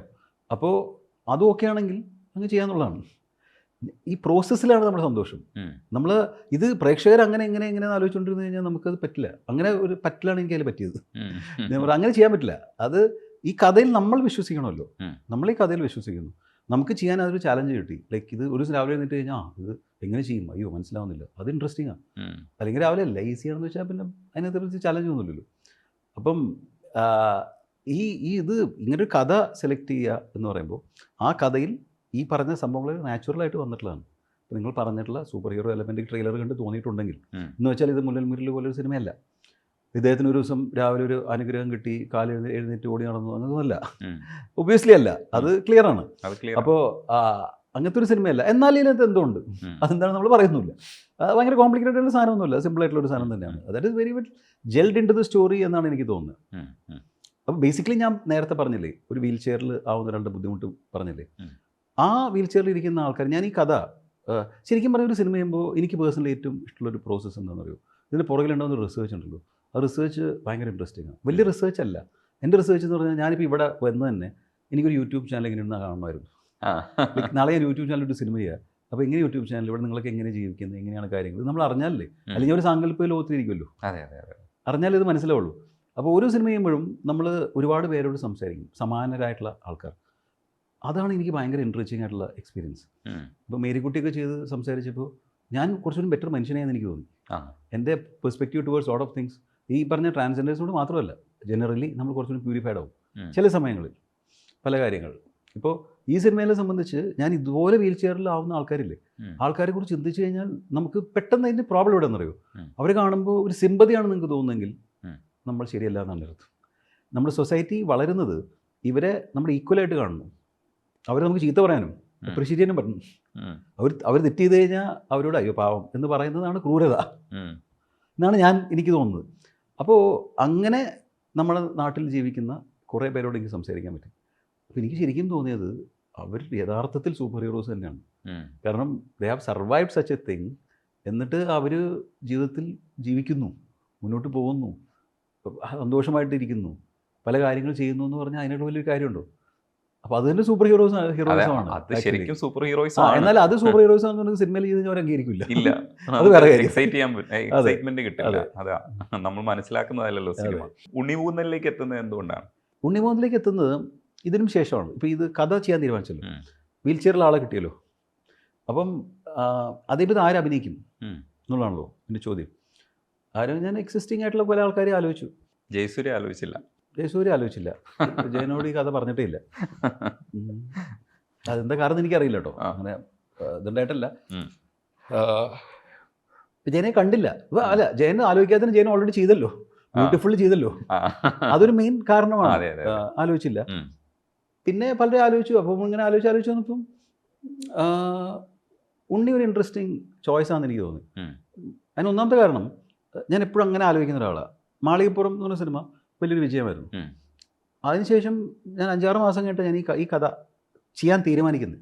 അതിൻ്റെ എഴുത്തും കാര്യങ്ങളൊക്കെ കഴിഞ്ഞിട്ടാണ് ഇത് ചെയ്തേക്കാം എന്ന് തീരുമാനിക്കുന്ന ഒരു അവസരം ഉണ്ടല്ലോ. അത് കഴിഞ്ഞപ്പോൾ ഞാൻ ആലോചിച്ചപ്പോൾ ഇയാൾ തിരക്കില്ല, അയാൾ 5-6 മാസം ഇട്ടൊരു പടം ചെയ്തിട്ടില്ല, വെറുതെ ഇരിക്കുക. അതെനിക്ക് ഇഷ്ടപ്പെട്ടു. കാരണം അതൊരു നല്ല കാര്യമാണല്ലോ. ഹീസ് വെയിറ്റിംഗ് ഫോർ സംതിങ് എന്ന് പറയാൻ എനിക്ക് തോന്നി. അപ്പോൾ പക്ഷേ ഇങ്ങനത്തെ ഒരു ക്യാരക്ടർ ആൾ കൊടുത്ത ആൾ എങ്ങനെ ചെയ്യുമെന്ന് എനിക്ക് ന്യായമായ സംശയങ്ങളുണ്ടായിരുന്നു. കാരണം എക്സ്ട്രീംലി ചാലഞ്ചിങ് ആയിട്ടുള്ള റോളാണ്. ഇൻ ടേംസ് ഓഫ് പെർഫോമൻസ് ഉണ്ട്, ഫിസിക്കാലിറ്റി ഉണ്ട്, അയാളുടെ മെൻറ്റാലിറ്റി ഉണ്ട്. ഇതിൽ കൊണ്ടുവന്ന റോൾസ് ഉണ്ണി അധികം ചെയ്തിട്ടില്ല നമ്മൾ തുറന്ന് പറയുമ്പോൾ. അപ്പോൾ അതൊരു ചാലഞ്ചിങ് തന്നെയാണ്. അപ്പോൾ ഞാൻ ഉണ്ണിക്ക് ചുമ്മാ ഒരു മെസ്സേജ് അയച്ചു, ഒന്ന് കണ്ടാലോ എന്നൊക്കെ പറഞ്ഞു. അപ്പോൾ ഉണ്ണിയുടെ റിപ്ലൈ തന്നെ, I will be in my best shape 3 months from now. അപ്പോൾ എനിക്ക് ഭയങ്കര പോസിറ്റീവായിട്ട് തോന്നി. ആൾക്ക് എന്നോട് വർക്ക് ചെയ്യാൻ അത്ര ആഗ്രഹമുണ്ട്. അതിന് ഏറ്റവും പോസിറ്റീവാണല്ലോ. അത് നിങ്ങൾ മീറ്റ് ചെയ്തു. നിങ്ങൾ മീറ്റ് ചെയ്ത് ഇവിടെ മാരിയറ്റിലാണ് നിങ്ങൾ മീറ്റ് ചെയ്തത്. മീറ്റ് ചെയ്ത് കഥ പറഞ്ഞു. അപ്പം അന്ന് തന്നെ സ്ക്രിപ്റ്റൊക്കെ ഉണ്ടായിരുന്നു ഫുള്ളായിട്ടുള്ള. ഞാനത് തയ്യാറായിട്ട് നമ്മളോട് ആശയമായിട്ട് ഞാനോട് പറയാറില്ല. കാരണം നമ്മൾ പരിപൂർണമായിട്ട് തയ്യാറായിട്ട് വേണ്ട ഇത് ചെയ്യാൻ വേണ്ടിയിട്ട്. അപ്പോൾ പറഞ്ഞു പുള്ളിക്ക് ഭയങ്കര താല്പര്യമായി. അപ്പം ഞാൻ പുള്ളി ചോദിച്ചു ഇത് എങ്ങനെ ചെയ്യും എന്ന് പറഞ്ഞ സംഭവമുണ്ട്. അപ്പം പുള്ളി പറഞ്ഞു പുള്ളിക്കൊരു ഗുജറാത്തിൽ സ്കൂളിൽ പഠിച്ചൊരു ഫ്രണ്ട് ഉണ്ടായിരുന്നു. പുള്ളി ഈ കഥയിൽ എനിക്ക് കുറച്ച് നല്ല പറഞ്ഞു തന്നു. എന്താണെന്ന് വെച്ചാൽ പുള്ളിക്ക് ഇങ്ങോട്ട് ആളെ അറിയാം. അതുകൊണ്ട് ഇയാൾക്ക് സ്കൂളിൽ വെച്ച് ആക്സിഡൻറ്റ് പറ്റിയ കുഴപ്പം, പിന്നെ കാല് വളരില്ല. അതായത് 10-ാം വയസ്സിലാണ് അപകടം പറ്റുന്നത് വെച്ച് കഴിഞ്ഞാൽ കാല് പിന്നെ അത്ര തന്നെ ഉള്ളൂ, ഈ ഭാഗമേ വളരുള്ളൂ. അപ്പം അങ്ങനെയാണ് ആദ്യം ആലോചിച്ചത് ഈ കഥ. അപ്പോൾ എനിക്ക് മനസ്സിലായി പുള്ളി ഹിസ് നോസ് ഇറ്റ്. പുള്ളി പറഞ്ഞു ഇയാൾ. അപ്പോൾ ഞാൻ വെച്ചാൽ കോളേജിൽ വെച്ച് ആക്സിഡൻറ്റ് ആക്കാം. അപ്പോൾ പിന്നെ നോർമലായല്ലോ ഇയാൾ. ബിക്കോസ് ചെയ്യാൻ പാടാ അല്ലെങ്കിൽ. അപ്പം എന്ന് തുടങ്ങി. അപ്പോൾ പുള്ളി ഇങ്ങനെ ഒരു ഫ്രണ്ടുണ്ട് ഇതുപോലെ തന്നെയാണ് സ്കൂളിൽ. അപ്പോൾ പുള്ളി പറഞ്ഞു ഇവൻ ഞാൻ സ്കൂളിലൊക്കെ വരുമ്പോൾ നമ്മൾ ഒരുമിച്ച് വന്നിറങ്ങി കഴിഞ്ഞാൽ നമ്മളെക്കാൾ ഫാസ്റ്റ് ആയിട്ട് ഇപ്പോൾ ക്ലാസ്സിലെത്തും. കാരണം കൈ അത്ര പവർഫുള്ളാണ്. സോ ഉണ്ണിയുടെ കൈ എത്രയാണോ അതിൻ്റെ ഇരട്ടി ഉണ്ട് കൈ എന്ന് പറഞ്ഞിട്ട് എനിക്ക് ഫോട്ടോ കാണിച്ചു തരാം എന്നൊക്കെ പറഞ്ഞിട്ട്. എന്നിട്ട് പുള്ളി അപ്പം തന്നെ എനിക്ക് ആ മാരിറ്റിൽ റെസ്റ്റോറൻറ്റിൽ നല്ല തിരക്കാണ്. അപ്പം തന്നെ അപ്പുറത്തൊരു ചെയർ ഇട്ടിട്ട് പുള്ളി കാണിച്ചു തന്നു എങ്ങനെയായിരിക്കും ഇയാൾ മൂവ് ചെയ്യുന്നത് നടക്കുന്നതൊക്കെ. അപ്പോൾ എനിക്ക് ഏകദേശം ക്ലിയറായി പുള്ളിക്ക് അത് ചെയ്യാൻ പറ്റും എന്നെനിക്ക് തോന്നി. പിന്നെ ഞങ്ങൾ 2-3 പ്രാവശ്യം വീണ്ടും മീറ്റ് ചെയ്തു. അപ്പോൾ ഞങ്ങൾ ഒരുമിച്ച് പ്രൊഡ്യൂസ് ചെയ്യാൻ തീരുമാനിച്ചു. Then it was good. അങ്ങനെയാണത് സംഭവിക്കുന്നത്. പിന്നെ അതിലോട്ട് അങ്ങനെ വന്നു എന്നുള്ളതാണ്. പാട്ട് ഇറങ്ങിയതിൽ കപിൽ പാടിയിട്ടുള്ള ഒരു പാട്ട് ഞാൻ കേട്ടായിരുന്നു. മനു മഞ്ജിത്താണ് എഴുതിയിരിക്കുന്നത്. രസമായിട്ട് വന്നിട്ടുണ്ട്.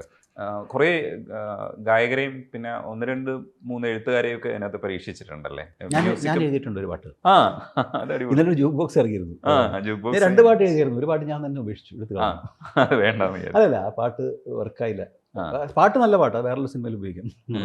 പക്ഷെ അതിൻ്റെ ഈ പാട്ടിൻ്റെയൊക്കെ ഒരു നമ്മളെ ഒന്ന് ഇൻസ്പയർ ചെയ്യുന്ന എലമെന്റ്സ് അതിനകത്ത് കിടപ്പുണ്ട്. എനിക്ക് തോന്നുന്നു ആ കഥയ്ക്ക് എവിടെയെങ്കിലുമൊക്കെ ആ മനുഷ്യൻ ഇങ്ങനെ ഓരോ കാര്യങ്ങൾ ചെയ്യുമ്പോൾ ഇൻസ്പയറിംഗ് ആയിട്ട് ഫീൽ ചെയ്യുന്ന ഒരു മൂഡുണ്ടെന്ന് മനസ്സിലാക്കുന്നുണ്ട്. ജുക്ക് ബോക്സ് ഞാൻ ജസ്റ്റ് ഒന്ന് ചെക്ക് ചെയ്തപ്പോൾ മനസ്സിലായതാണ്. പൂർണ്ണമായിട്ട് എല്ലാ പാട്ടുകളും കേൾക്കാൻ പറ്റിയിട്ടില്ല. അപ്പോൾ ആ ഒരു എലമെന്റ് ഇതിനകത്ത് ടോട്ടൽ കൈകാര്യം ചെയ്തിട്ടുണ്ടെന്നാണ് മനസ്സിലാക്കുന്നത്. നമ്മളെ കുറച്ചുകൂടെ ഇൻസ്പയർ ചെയ്ത് കുറച്ചുകൂടെ നമ്മളെ ഒന്ന് ലിഫ്റ്റ് ചെയ്യാൻ വേണ്ടിയിട്ടുള്ള കുറച്ച് കാര്യങ്ങൾ ഇതിനകത്ത് ഉണ്ടാവുമെന്ന് ഞാൻ പ്രതീക്ഷിക്കുന്നു. അങ്ങനെയല്ലേ? ഞാൻ പറഞ്ഞല്ലോ, ഇത് എനിക്ക് പറയാൻ പറ്റുന്നത് this is honest film. Honest film എന്ന് പറഞ്ഞാൽ 2 അർത്ഥമുണ്ട്. അതായത് നമ്മളൊരു ഭയങ്കര പറയേണ്ട ഒരു കഥ എടുത്ത് പറയേണ്ട രീതിയിൽ പറയുക. That is one kind of honest film making. അതല്ല ഇത് എന്ന് പറഞ്ഞാൽ ഒരു സോഷ്യൽ ഇഷ്യൂ അങ്ങനെ എടുത്ത് ചെയ്ത് ഭയങ്കര അക്കാഡമിക് ആയിട്ടുള്ള ഫിലിംസ് ഉണ്ടല്ലോ. ഞാൻ അങ്ങനത്തെ ഫിലിംസും ചെയ്തിട്ടുണ്ട്. അങ്ങനത്തെ ഒരു ഫിലിമല്ല. This is a honest commercial film. അതായത് ഒരു കമേഴ്ഷ്യൽ ഫിലിമിൻ്റെ ലേക്ക് ഒരു നല്ല അറ്റംപ്റ്റ് ആണ്. അപ്പോൾ ഈവൻ അതിൽ നോക്കിക്കഴിഞ്ഞാൽ ഞാൻ പറഞ്ഞല്ലോ ഇതിൻ്റെ ഇപ്പം ഞാൻ പ്രേതത്തിൽ ചാലഞ്ച് ഈ യൂത്തിനെ അട്രാക്ട് ചെയ്യാൻ പറ്റുമെന്നുള്ളതാണെങ്കിൽ ഈ സിനിമ വെച്ചപ്പോൾ ഞാൻ വെച്ചിട്ട് ചിലപ്പോൾ ഇന്നത്തെ സിനിമ കാണാൻ വരുന്ന ഓഡിയൻസ് ഉണ്ടല്ലോ, they are N evolved audience. ഇപ്പോൾ ഒരു പ്രേതം ഇപ്പോൾ കാണിച്ചാൽ അത് അവർ സ്വീകരിച്ചോളണമെന്നില്ല. ബിക്കോസ് അതിനേക്കാൾ ടെക്നിക്കൽ ക്വാളിറ്റിയും അതിനേക്കാൾ എല്ലാവരും കണ്ട് ശീലിച്ചു കഴിഞ്ഞു, സൗണ്ടിങ്ങും. അപ്പോൾ നമ്മളതനുസരിച്ച് വളർന്നേ പറ്റൂ ആ സിനിമയിൽ അവരെ എൻഗേജ് ചെയ്യിക്കണമെങ്കിൽ. മലയാള സിനിമ ആ രീതിയിൽ ഇവോൾവ് ആയിട്ടുണ്ട്. അപ്പോൾ ആ രീതിയിൽ ഒരു ടിക്കറ്റ് എടുക്കുന്ന ഒരാളെ ഇന്നത്തെ പ്രേക്ഷകനെ പിടിച്ചിരുത്താൻ പാകത്തിനുള്ള ചെറിയ പുതുമകളൊക്കെയുള്ള ഒരു പരിപാടി ചെയ്യാൻ നമ്മൾ ഹോണസ്റ്റായിട്ട് ശ്രമിച്ചിട്ടുണ്ട് in terms of all departments. അപ്പം ഇതിൻ്റെ അതുകൊണ്ട് തന്നെ ഇറ്റ് വാസ് എ വെരി എന്താ പറയുക, കുറച്ച് സ്ട്രെസ്ഫുൾ ആയിട്ടുള്ള പരിപാടിയായിരുന്നു ഇതിൻ്റെ ഒരു shooting. First of all because ഇത് നമ്മൾ ഒരു ഭാഗം ഷൂട്ട് ചെയ്ത് കഴിയുമ്പോൾ ഒരു സിനിമ ഷൂട്ട് ചെയ്ത് കഴിഞ്ഞൊരു ഫീൽ ആയിരുന്നു. കാരണം അത്രയും പണിയുണ്ടായിരുന്നു ആ കഥയിൽ. എന്നുവെച്ചാൽ ഒരുപാട് ലൊക്കേഷൻസും ഒരുപാട് കാര്യങ്ങൾ. അപ്പോൾ ഒരു ഭാഗം കഴിയുമ്പോൾ എനിക്ക് പേഴ്സണലി ഇത് കഴിഞ്ഞല്ലോ, ഇത് ഏറ്റവും പാടുള്ള ഭാഗം കഴിഞ്ഞല്ലോ എന്ന് തോന്നും. എന്നിട്ട് നാളെ മറ്റു തുടങ്ങുമ്പോൾ മനസ്സിലാവും ആയില്ല ഇതായിരുന്നു ഏറ്റവും ബുദ്ധിമുട്ടുള്ളത്. അത് കഴിഞ്ഞ് എല്ലാം കഴിഞ്ഞ് ഏറ്റവും എളുപ്പമാകുന്ന ഒരു പർട്ടിക്കുലർ ഭാഗമുണ്ട്. അത് നമ്മളൊരു സെറ്റൊക്കെ ഇട്ടാണ് ചെയ്തേക്കുന്നത്. അപ്പോൾ അതേ വെച്ച് ഏറ്റവും ഈസി ആയിരിക്കും, ഒരു ദിവസം കൊണ്ട് ഷൂട്ട് ചെയ്ത് തീർക്കാവുന്നല്ലോ എന്ന് വെച്ചാൽ. അത് ഷൂട്ട് തുടങ്ങിയപ്പോൾ നമ്മൾക്ക് വിചാരിച്ചു എൻ്റെ ദൈവമേ ഇതായിരുന്നല്ലോ ഏറ്റവും പാട്, നമുക്കത് ഏറ്റവും അവസാനം എടുത്തതാണ് എന്ന് വെച്ചാൽ. അത് ഞങ്ങൾ എന്നിട്ട് 4-5 ദിവസം ഷൂട്ട് ചെയ്തു. ഒരു ദിവസം ഷൂട്ട് ചെയ്യാൻ പ്ലാൻ ചെയ്ത സംഭവം. കാരണം അത്രയും ഷോർട്സും ഒക്കെ എടുത്താൽ അത് വർക്കാവുള്ളായിരുന്നു. അത് ഷൂട്ട് ചെയ്ത് തുടങ്ങുമ്പോഴാണ് നമുക്ക് മനസ്സിലാവുന്നത്, പല കാരണങ്ങളുണ്ട്, പല രീതിയിൽ കൊണ്ട്. അപ്പോൾ ഒന്നത് പിന്നെ അതിൻ്റെ സിനിമോട്ടോഗ്രഫി, പറഞ്ഞ പോലെ മ്യൂസിക്, എല്ലാ രീതിയിലും അത് ബേസിക്കലി നമുക്കുണ്ടാവുന്നൊരു എവല്യൂഷൻ ഉണ്ടല്ലോ. ഇപ്പോൾ എനിക്ക് തോന്നുന്നു എൻ്റെ ഒരു കരിയറിൻ്റെ 2 സ്റ്റേജ് എന്ന് പറഞ്ഞാൽ, ഒന്ന് പ്രേതം 2 ആണെന്ന് പറയും. That is end of one phase. Kamala മുതലാണ് വേറൊരു ഫേസ് എന്ന് പറയാം. Kamala I think is a very important film for me. കാരണം അത് ആൾക്കാരെ അങ്ങനെ കണ്ടുണ്ടോ സ്വീകരിച്ചിട്ടുണ്ടോ എന്ന് എനിക്കറിയില്ല. പക്ഷേ എനിക്ക് അങ്ങനെയാണ്. കാരണം നമ്മളൊരു കംഫർട്ട് സോണിൽ പുറത്ത് വരിക എന്ന് പറയുന്നൊരു സംഭവമുണ്ട്. അപ്പം അത് ഭയങ്കര പാടാണ്. അതായത് ബൈ ദെൻ ഞാനൊരു ഭയങ്കര നല്ല ബിസിനസ്സുകാരനൊക്കെ ആയി മാറിയിരുന്നു. അതായത് എനിക്കറിയാം, എനിക്ക് ഫുൾ പരിപാടി അറിയാം. അതായത് എങ്ങനെ ഒരു കഥ ഉണ്ടാക്കണം, അതെങ്ങനെ വിൽക്കണം, എങ്ങനെ കൊണ്ടുവരണം, എന്ത് ബഡ്ജറ്റിൽ ഉണ്ടാക്കണം, അത് തിയേറ്ററിൽ അത്യാവശ്യം ഓടിക്കുക, ഇതെല്ലാം എനിക്ക് മനസ്സിലായി. അപ്പോൾ ഇത് ഭയങ്കര എളുപ്പമായി തുടങ്ങി. അപ്പോൾ എനിക്കിത് ബോറടിക്കാൻ തുടങ്ങി. അപ്പം പ്രേതം 2 കഴിഞ്ഞപ്പോൾ എനിക്ക് പരിപാടി ബോറടിച്ചപ്പോൾ പരിപാടി നിർത്തണം എന്ന് വിചാരിച്ചു. ഞാൻ ശരിക്കും പറഞ്ഞാൽ പ്രേതം 2-ന് ശേഷം ഞാൻ ചെയ്യേണ്ട ഒരു സിനിമ എന്ന് പറയുന്നത് ഇവിടുത്തെ 2 വലിയ താരങ്ങൾ അഭിനയിക്കുന്ന ഒരു സിനിമയാണ്. അത് എല്ലാം റെഡിയായിരുന്നു. അപ്പോൾ ഞാൻ തന്നെ 2 പേരും വിളിച്ച് പറഞ്ഞു ഞാനിപ്പോൾ അത് ചെയ്യുന്നില്ല. കാരണം ഇതും കൂടി ചെയ്ത് കഴിഞ്ഞാൽ ഞാൻ ഈ പരിപാടി എനിക്ക് മടുക്കും. കാരണം അതെനിക്കറിയാം നല്ല ബിസിനസ് നടക്കും, അത് നല്ല വിജയമായിരിക്കും. വിജയമായിരിക്കും എന്ന് പറഞ്ഞാൽ ജനങ്ങൾ അത് കുറേ പേര് പോയി കാണുമല്ലോ. അങ്ങനെ 2 സ്റ്റാർസ് അഭിനയിക്കുന്നു. പിന്നെ അതൊരു സബ്ജക്റ്റ് വൈസ് ഭയങ്കര ഇൻട്രസ്റ്റിംഗ് സബ്ജക്റ്റാണ്. അപ്പോൾ അതുകൊണ്ട് തന്നെ ഒരാൾക്ക് ഒരു ദോഷം പറയാൻ ബുദ്ധിമുട്ടാണ്. അങ്ങനെ കണ്ടല്ലോ. അത് ഞാൻ പിന്നെ അത്യാവശ്യം ഓക്കെ ആയിരിക്കും. അപ്പം അങ്ങനെ പരിപാടി എനിക്ക് മടുത്തു, അങ്ങനെ പടം എടുത്തിട്ട്. അപ്പം പിന്നെ എന്ത് ചെയ്യണമെന്ന് വെച്ചപ്പോൾ സിനിമ ചെയ്യേണ്ടെന്ന് നമുക്കൊരു തീരുമാനം എടുക്കാം. പക്ഷേ അപ്പോൾ എന്താ പ്രോബ്ലം എന്ന് വെച്ചാൽ നമുക്ക് എന്തെങ്കിലും പർപ്പസ് വേണ്ടേ ലൈഫിൽ.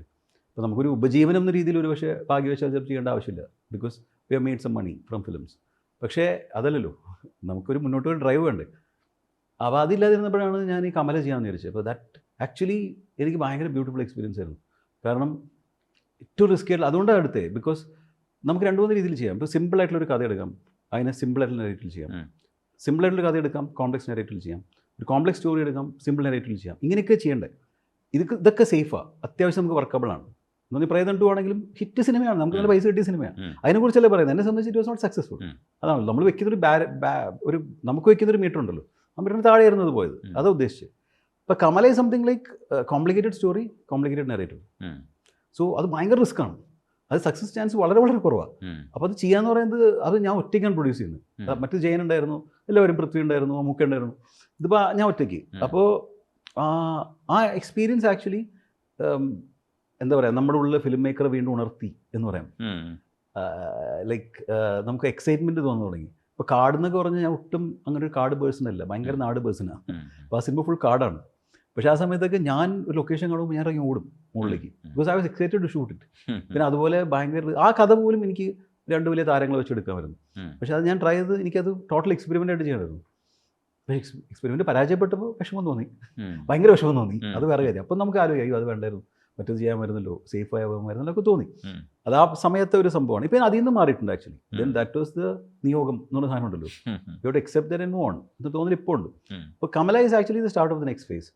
അപ്പോൾ അതിനുശേഷം കോവിഡ് വന്നു, സണ്ണി ചെയ്തു. സണ്ണി എൻ്റെ 4 years ചെയ്തു. 4 years എന്നെ സംബന്ധിച്ച് ഞാൻ എൻ്റെ സിനിമാ ജീവിതം കഴിഞ്ഞാൽ പോലും എൻ്റെ ഏറ്റവും പ്രിയപ്പെട്ട സിനിമ 4 years ആയിരിക്കും. അതിന് വിജയപരാജയങ്ങളല്ല, അങ്ങനെ സിനിമ ചെയ്യാൻ സാധിച്ചു എന്നുള്ളതിൽ ഞാൻ ഭയങ്കര പ്രൗഡാണ്. ഞാൻ പഠിച്ചൊരു കോളേജിൽ ഒരു 25 വർഷത്തിന് ശേഷം എനിക്ക് പോയിട്ട് അങ്ങനെ ഒരു കഥ ചെയ്യാൻ പറ്റി എന്നുള്ളത് എനിക്ക് ഭയങ്കര സന്തോഷമുണ്ട്. ബിക്കോസ് അത് ഞാൻ ചെയ്തിട്ടുള്ള ഏറ്റവും ഹോണസ്റ്റ് ആയിട്ടുള്ള ഫിലിം 4 years എന്ന് ഞാൻ പറയും. കാരണം അത് ഇപ്പോൾ സണ്ണി എന്ന് പറയുന്ന സിനിമ പോലും ഇപ്പോൾ Kamala is a commercial experiment, പരാജയപ്പെട്ടു. Sunny is like a film wait more OTT. OTT കൊണ്ട് ഡിസൈൻ ചെയ്തൊരു സിനിമയാണ്, നമുക്കറിയാം ഡിസൈൻ ചെയ്യാൻ. 4 years ഒന്നുമല്ല എനിക്ക് ഇഷ്ടമുള്ളൊരു സിനിമ, പിന്നെ ആരും കാണണമെന്നില്ല. പക്ഷെ അങ്ങനെ ഒരു സിനിമ എത്ര പേർക്ക് ഉണ്ടാക്കാൻ പറ്റുമെന്ന് എനിക്കറിയില്ല. പിന്നെ being A commercial film maker you get scared. അങ്ങനെ സിനിമ ചെയ്യേണ്ടെന്ന് നമുക്ക് തോന്നില്ലേ. അപ്പോൾ ആ പേടിയിൽ നമുക്ക് അതിജീവിക്കാൻ പറ്റി, അങ്ങനെ സിനിമ നമുക്ക് ചെയ്യാൻ പറ്റി എന്നുള്ളത് തന്നെ എനിക്ക് ഭയങ്കര വലിയ സക്സസ് പോയിന്റാണ്. അതിന് സെക്കൻഡ് പാർട്ടും തേർഡ് പാർട്ടൊക്കെ ചെയ്യണമെന്ന് എനിക്ക് ആഗ്രഹമുണ്ട്. കുറേ പൈസ പോകുമായിരിക്കാം, ഐ ഡോണ്ട് മൈൻഡ് ഇറ്റ്. ഈ സിനിമകളൊക്കെ ഓടിയാൽ മതി, ഇടയിൽ ചെയ്യുന്നു. അപ്പം ബേസിക്കലി കമല, സണ്ണി, 4 years ഈ സിനിമകളുടെ വിജയപരാജയങ്ങൾക്കപ്പുറത്ത് that is change me as a film maker. I think I've evolved as a filmmaker from the days of when I was making Predam and Punyal through these films. ഇത് നമ്മൾ വെറുതെ ഇരുന്നത് evolve ആവില്ലോ, you work on something and do it. അപ്പോൾ ഈ experience I have use to make a proper commercial film in Jai Ganesh. അപ്പോൾ അത് എങ്ങനെയുണ്ടെന്നുള്ളത് അറിയില്ല, ഇപ്പോൾ വരുമ്പോൾ അറിയാം. അപ്പോൾ I think it is a technically much superior film because of these experiences. ഇതിൽ കൂടി അങ്ങനെ വരാൻ പറ്റും, ഒരു സുപ്രഭാതത്തിൽ അങ്ങനെ ആവാനും പറ്റില്ല. അതെ അതെ അതെ, അതാണ്. കുറേ കാര്യങ്ങളൊക്കെ പഠിച്ചിട്ടുണ്ടെങ്കിലും ചില കാര്യങ്ങളൊക്കെ നമ്മൾ മറക്കേണ്ടി വരും. ഇപ്പോൾ പാസഞ്ചർ ചെയ്യുന്നു, അർജുനൻ സാക്ഷി ചെയ്യുന്നു, ഇങ്ങനെ വരുന്നു, ഇടയ്ക്ക് വർഷം ചെയ്യുന്നു. അപ്പം ഇങ്ങനെ ഒരു പ്രോസസ്സ് പോകുന്നു, പ്രേതം ഭയങ്കര സക്സസ് ആവുന്നു. അപ്പോൾ ഇതൊക്കെ നമ്മൾ അനലൈസ് ചെയ്യും. നമ്മൾ വ്യക്തി എന്നുള്ള രീതിയിൽ നമ്മുടെ വിജയവും ഒക്കെ നോക്കിപ്പോകും. പക്ഷേ എക്സ്പെരിമെൻറ്റ് ചെയ്യാനുള്ളൊരു മനസ്സും ഉണ്ടാവും.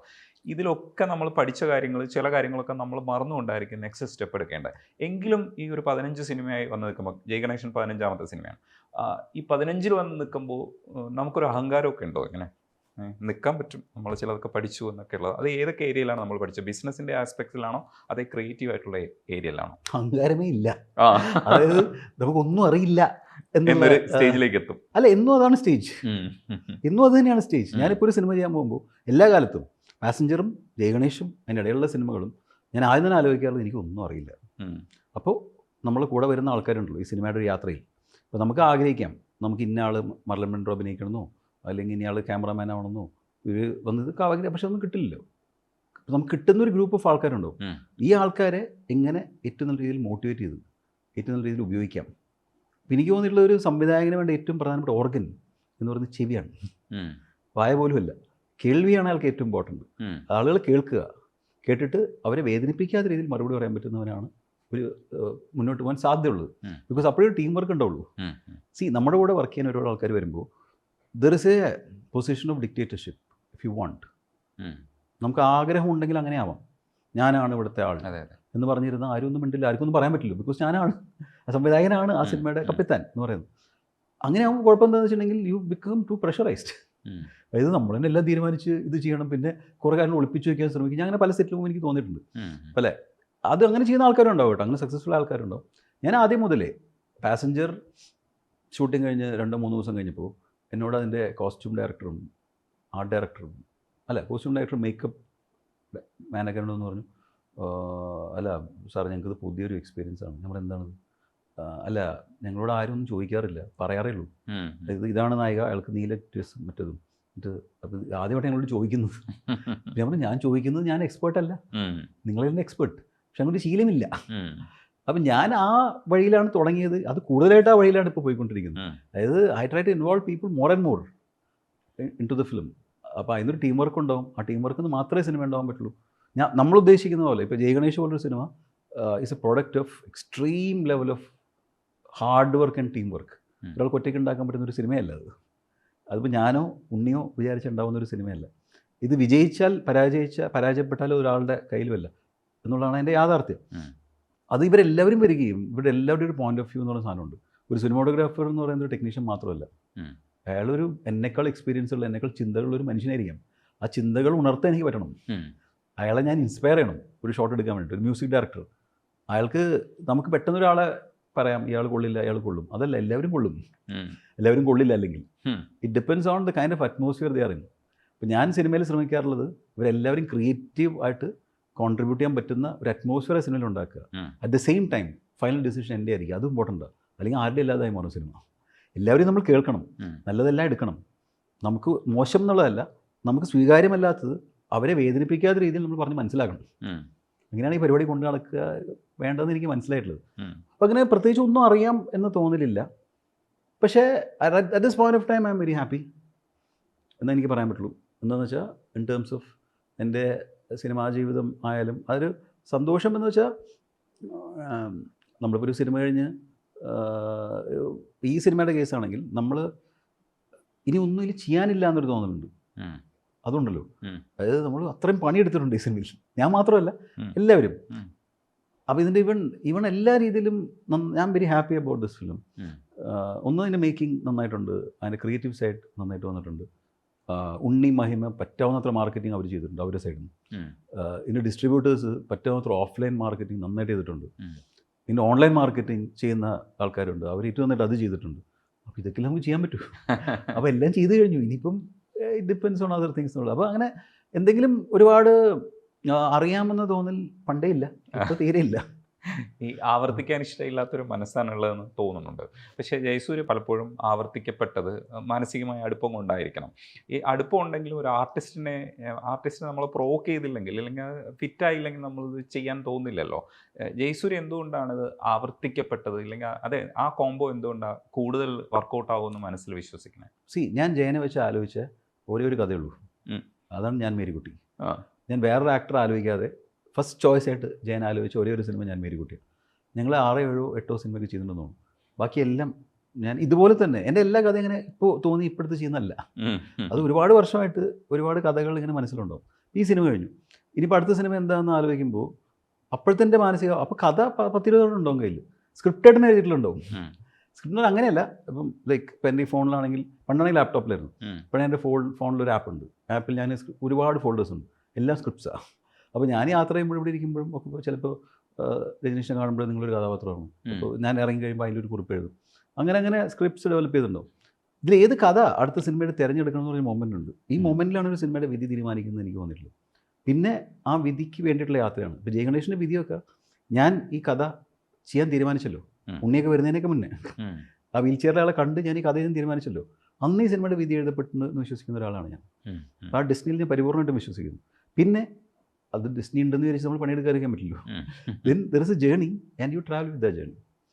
ആ ജേണി ഇവിടെ വരെ എത്തി നിൽക്കുന്നു. ഇനിയിപ്പോൾ 3-4 ദിവസം കഴിഞ്ഞാൽ സിനിമ ഇറങ്ങും, അവിടെ തീരുന്നു എന്നേ ഉള്ളൂ. ചോദ്യം എന്തായിരുന്നു? ജയസൂര്യ അപ്പോൾ ജയസൂര്യനെ വെച്ച് ഒരേ ഒരു കഥ ആലോചിച്ചത് ഞാൻ മേരിക്കുട്ടിയാണ്. അത് പ്രേതം ഷൂട്ട് ചെയ്യുമ്പോഴാണ്. അതായത് പ്രേതം 1 ഷൂട്ട് ചെയ്യുന്ന സമയത്ത് പേളി മാണിയുണ്ട്. പേളി മാണിയുടെ സെറ്റിൽ ഇങ്ങനെ മേക്കപ്പ് അസിസ്റ്റൻസ് ഒക്കെ ആയിട്ടാണ് ഞാൻ ആദ്യമായിട്ട് ഒരു ട്രാൻസ് പേഴ്സൺസിനെ നേരിട്ട് കാണുന്നു. അപ്പോൾ ഞങ്ങൾ കമ്പനിയായി. അപ്പോൾ രാവിലെ തൊട്ട് വൈകുന്നേരം വരെ എൻ്റെ മോണ്ടറിൻ്റെ അടുത്തൊക്കെ ഉണ്ടാവും. അങ്ങനെ സംസാരിച്ച് ഭയങ്കര ഫ്രണ്ട്ലി അറ്റ്മോസ്ഫിയർ ആയിരുന്നു. എനിക്ക് ഭയങ്കര വിഷമം തോന്നിയത്, കാര്യം ഞാൻ ഈ കമ്മ്യൂണിറ്റിനെ എത്ര മോശമായിട്ടാണ് കണ്ടത്. എനിക്ക് എന്നെക്കാളും ഭയങ്കര സുപ്പീരിയർ ആൾക്കാരാണ് അവരെന്ന് അപ്പം തന്നെ തോന്നി. എന്നെക്കാളല്ല, നോർമൽ ആൾക്കാരെക്കാൾ, നമ്മളെക്കാളൊക്കെ. കാരണം അവർ ഡ്രൈവ് ചെയ്യുന്ന അടിസ്ഥാന വികാരം എന്ന് പറയുന്ന സ്നേഹമാണ്, അല്ലാതെ ഒരു പദവിയോ പണമോ അല്ലെങ്കിൽ ഒരു വെട്ടിപ്പിടിക്കലോ ഒന്നുമല്ല. സ്നേഹിക്കുക പരിപൂർണമായിട്ടും. That is primary there. അതൊരു ഭയങ്കര പ്യൂറായിട്ടുള്ള സംഭവമല്ലേ. അവരെ സംബന്ധിച്ച് വലിയ കാര്യം എന്ന് പറയുന്നത് അവരച്ഛനവരെ പേര് വിളിക്കുക, അതായത് അവരിപ്പോഴത്തെ പേര്, അല്ലെങ്കിൽ അവർക്കൊരു ആധാർ കാർഡ് കിട്ടുക അവരുടെ പേരിൽ, ഇതൊക്കെയാണ്. അപ്പം തന്നെ ജയനോട് പറഞ്ഞു ഇത് ചെയ്യാം, എന്നൊരു കഥയുണ്ട്, അപ്പോൾ ചെയ്യാമെന്ന് പറഞ്ഞു. ഞാൻ അപ്പം തന്നെ ചെയ്യാൻ തീരുമാനിച്ചു. പക്ഷെ അപ്പം തന്നെ എൻ്റെ ഏറ്റവും വലിയ പേടി ചാന്തുകോട്ടായിരുന്നു. കാരണം അങ്ങനെ സിനിമ ഓൾറെഡി ചെയ്ത് വെച്ചിട്ടുണ്ടല്ലോ, അപ്പം അതിൻ്റെ പുറത്തൊരു സിനിമ ചെയ്ത് എങ്ങനെ ഇരിക്കും. പക്ഷെ എൻ്റെ മനസ്സിലായിരുന്നു ഭയങ്കര സീരിയസ് ആയിട്ടുള്ള സിനിമയായിരുന്നു. അപ്പം തന്നെ പേടിച്ചത് വേണ്ടെന്ന് വെച്ചു. കാരണം അങ്ങനത്തെ സംഭവം അറ്റംപ്റ്റ് ചെയ്യാന്ന് പറഞ്ഞാൽ ഭയങ്കര ഡിഫിക്കൽട്ടാണ്. കാരണം ഇതിലുണ്ട് ആ പ്രോബ്ലം. ഇതിൽ കുറച്ച് കുറവാണ്. ഇതിപ്പോൾ സൂസു ചെയ്യുമ്പോഴും ആ കമ്മ്യൂണിറ്റീനെ കൂടിയാണ് നമ്മൾ റെപ്രസെൻറ്റ് ചെയ്യുന്നത്. അപ്പോൾ അവരത് കണ്ട് മോട്ടിവേറ്റഡ് ഇറങ്ങി വരണം. അവരെ മോശമായിട്ട് തോന്നിയാൽ കമേഴ്ഷ്യൽ സിനിമ നമുക്ക് ചെയ്യും വേണം അതിൻ്റെ കൂടെ. ഇപ്പോൾ ഈവൻ മേരിക്കുട്ടിയിൽ അതേ പ്രശ്നമുണ്ട്. എന്ന് പറഞ്ഞാൽ അത് കുറച്ചുകൂടി കോംപ്ലിക്കേറ്റഡാണ്, വെരി ഡെലിക്കേറ്റ് ആണ് ഈ സബ്ജക്റ്റ്. അങ്ങനെ വേണ്ടെന്ന് വെക്കുകയും പിന്നെ അപ്പോൾ ജയനെ വെച്ച് ആലോചിച്ച് പിന്നെ കഥ തിരിച്ചു വരുമായിരുന്നു. കാരണം ഇവിടെ മെട്രോ വരുന്നു, അവർ ജോലി കൊടുക്കുന്നു, അങ്ങനെ പല വനിതയുടെ കവർ മാഗസിനായിട്ട് വരുന്നു, അങ്ങനെ വന്നൊക്കെയാണ് അത് ചെയ്തത്. അപ്പോൾ ജയനെ വെച്ച് ആലോചിച്ച് ഒരേ ഒരു കഥ അതാ, അല്ലാതെ വേറെ ഓപ്ഷനൊന്നും ഇല്ലായിരുന്നു. ബാക്കി എല്ലാ കഥകളും വേറെ സൂസുമൊക്കെ ഞാൻ വേറെ ആൾക്കാരെ വെച്ച് അനൗൺസ് ചെയ്തത്. പൃഥ്വിരാജ് എന്ന് പറഞ്ഞ് അനൗൺസ് കെടുപ്പുള്ളതാണ് അത്. അപ്പം അത് വന്ന് ഞാൻ പറഞ്ഞല്ലോ, എനിക്കൊരു സമയത്ത് ഒരു സിനിമ ചെയ്യണമെന്ന് തോന്നി. അതാണ് എല്ലാ സിനിമകളും.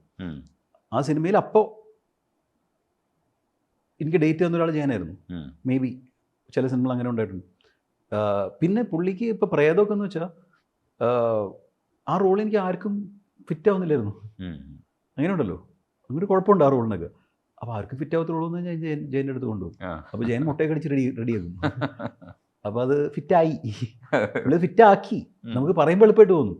അത് ഷൂട്ട് ചെയ്യുമ്പോഴൊക്കെ ജയനോട് പറയും, മനുഷ്യർ ശരിയാവുന്നുണ്ടോ, ഒന്നും മെൻ്റലിസം, എൻ്റെ ഇടയിൽ പ്രേതം, എൻ്റെ ഇടയിൽ ഇതിൽ നിങ്ങളെ പിടിക്കാൻ പറ്റുന്നില്ല, അതൊരു ഭയങ്കര കുഴപ്പമാണ് അതൊക്കെ. പിന്നെ അത് പിന്നെ ഈവൻ നമ്മൾ സണ്ണിയൊക്കെ ചെയ്യുമ്പോൾ എന്താ വെച്ചാൽ അഗൈൻ അതിന് അതുപോലെ സണ്ണി ശരിക്കും ലോക്ക്ഡൗൺ ആണോ സണ്ണി ഉണ്ടാക്കിയത്?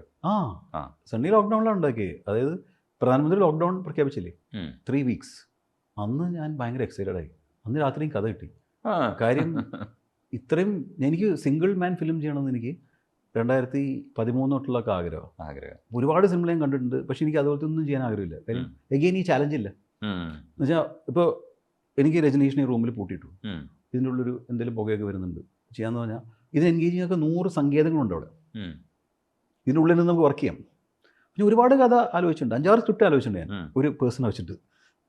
ഒന്നും എനിക്ക് ചെയ്യാനൊരു മോട്ടിവേഷൻ വന്നില്ല. ഇത് വന്നപ്പോൾ എനിക്ക് തോന്നുന്നത് എൻ്റെ ദൈവം ഇതിൽ വലിയ കഥയില്ല. കാരണം ലോകത്തെല്ലാവരും മനുഷ്യൻ ഒറ്റപ്പെട്ടിരിക്കുന്നു. അപ്പോൾ then the subject is universal, then the story is there.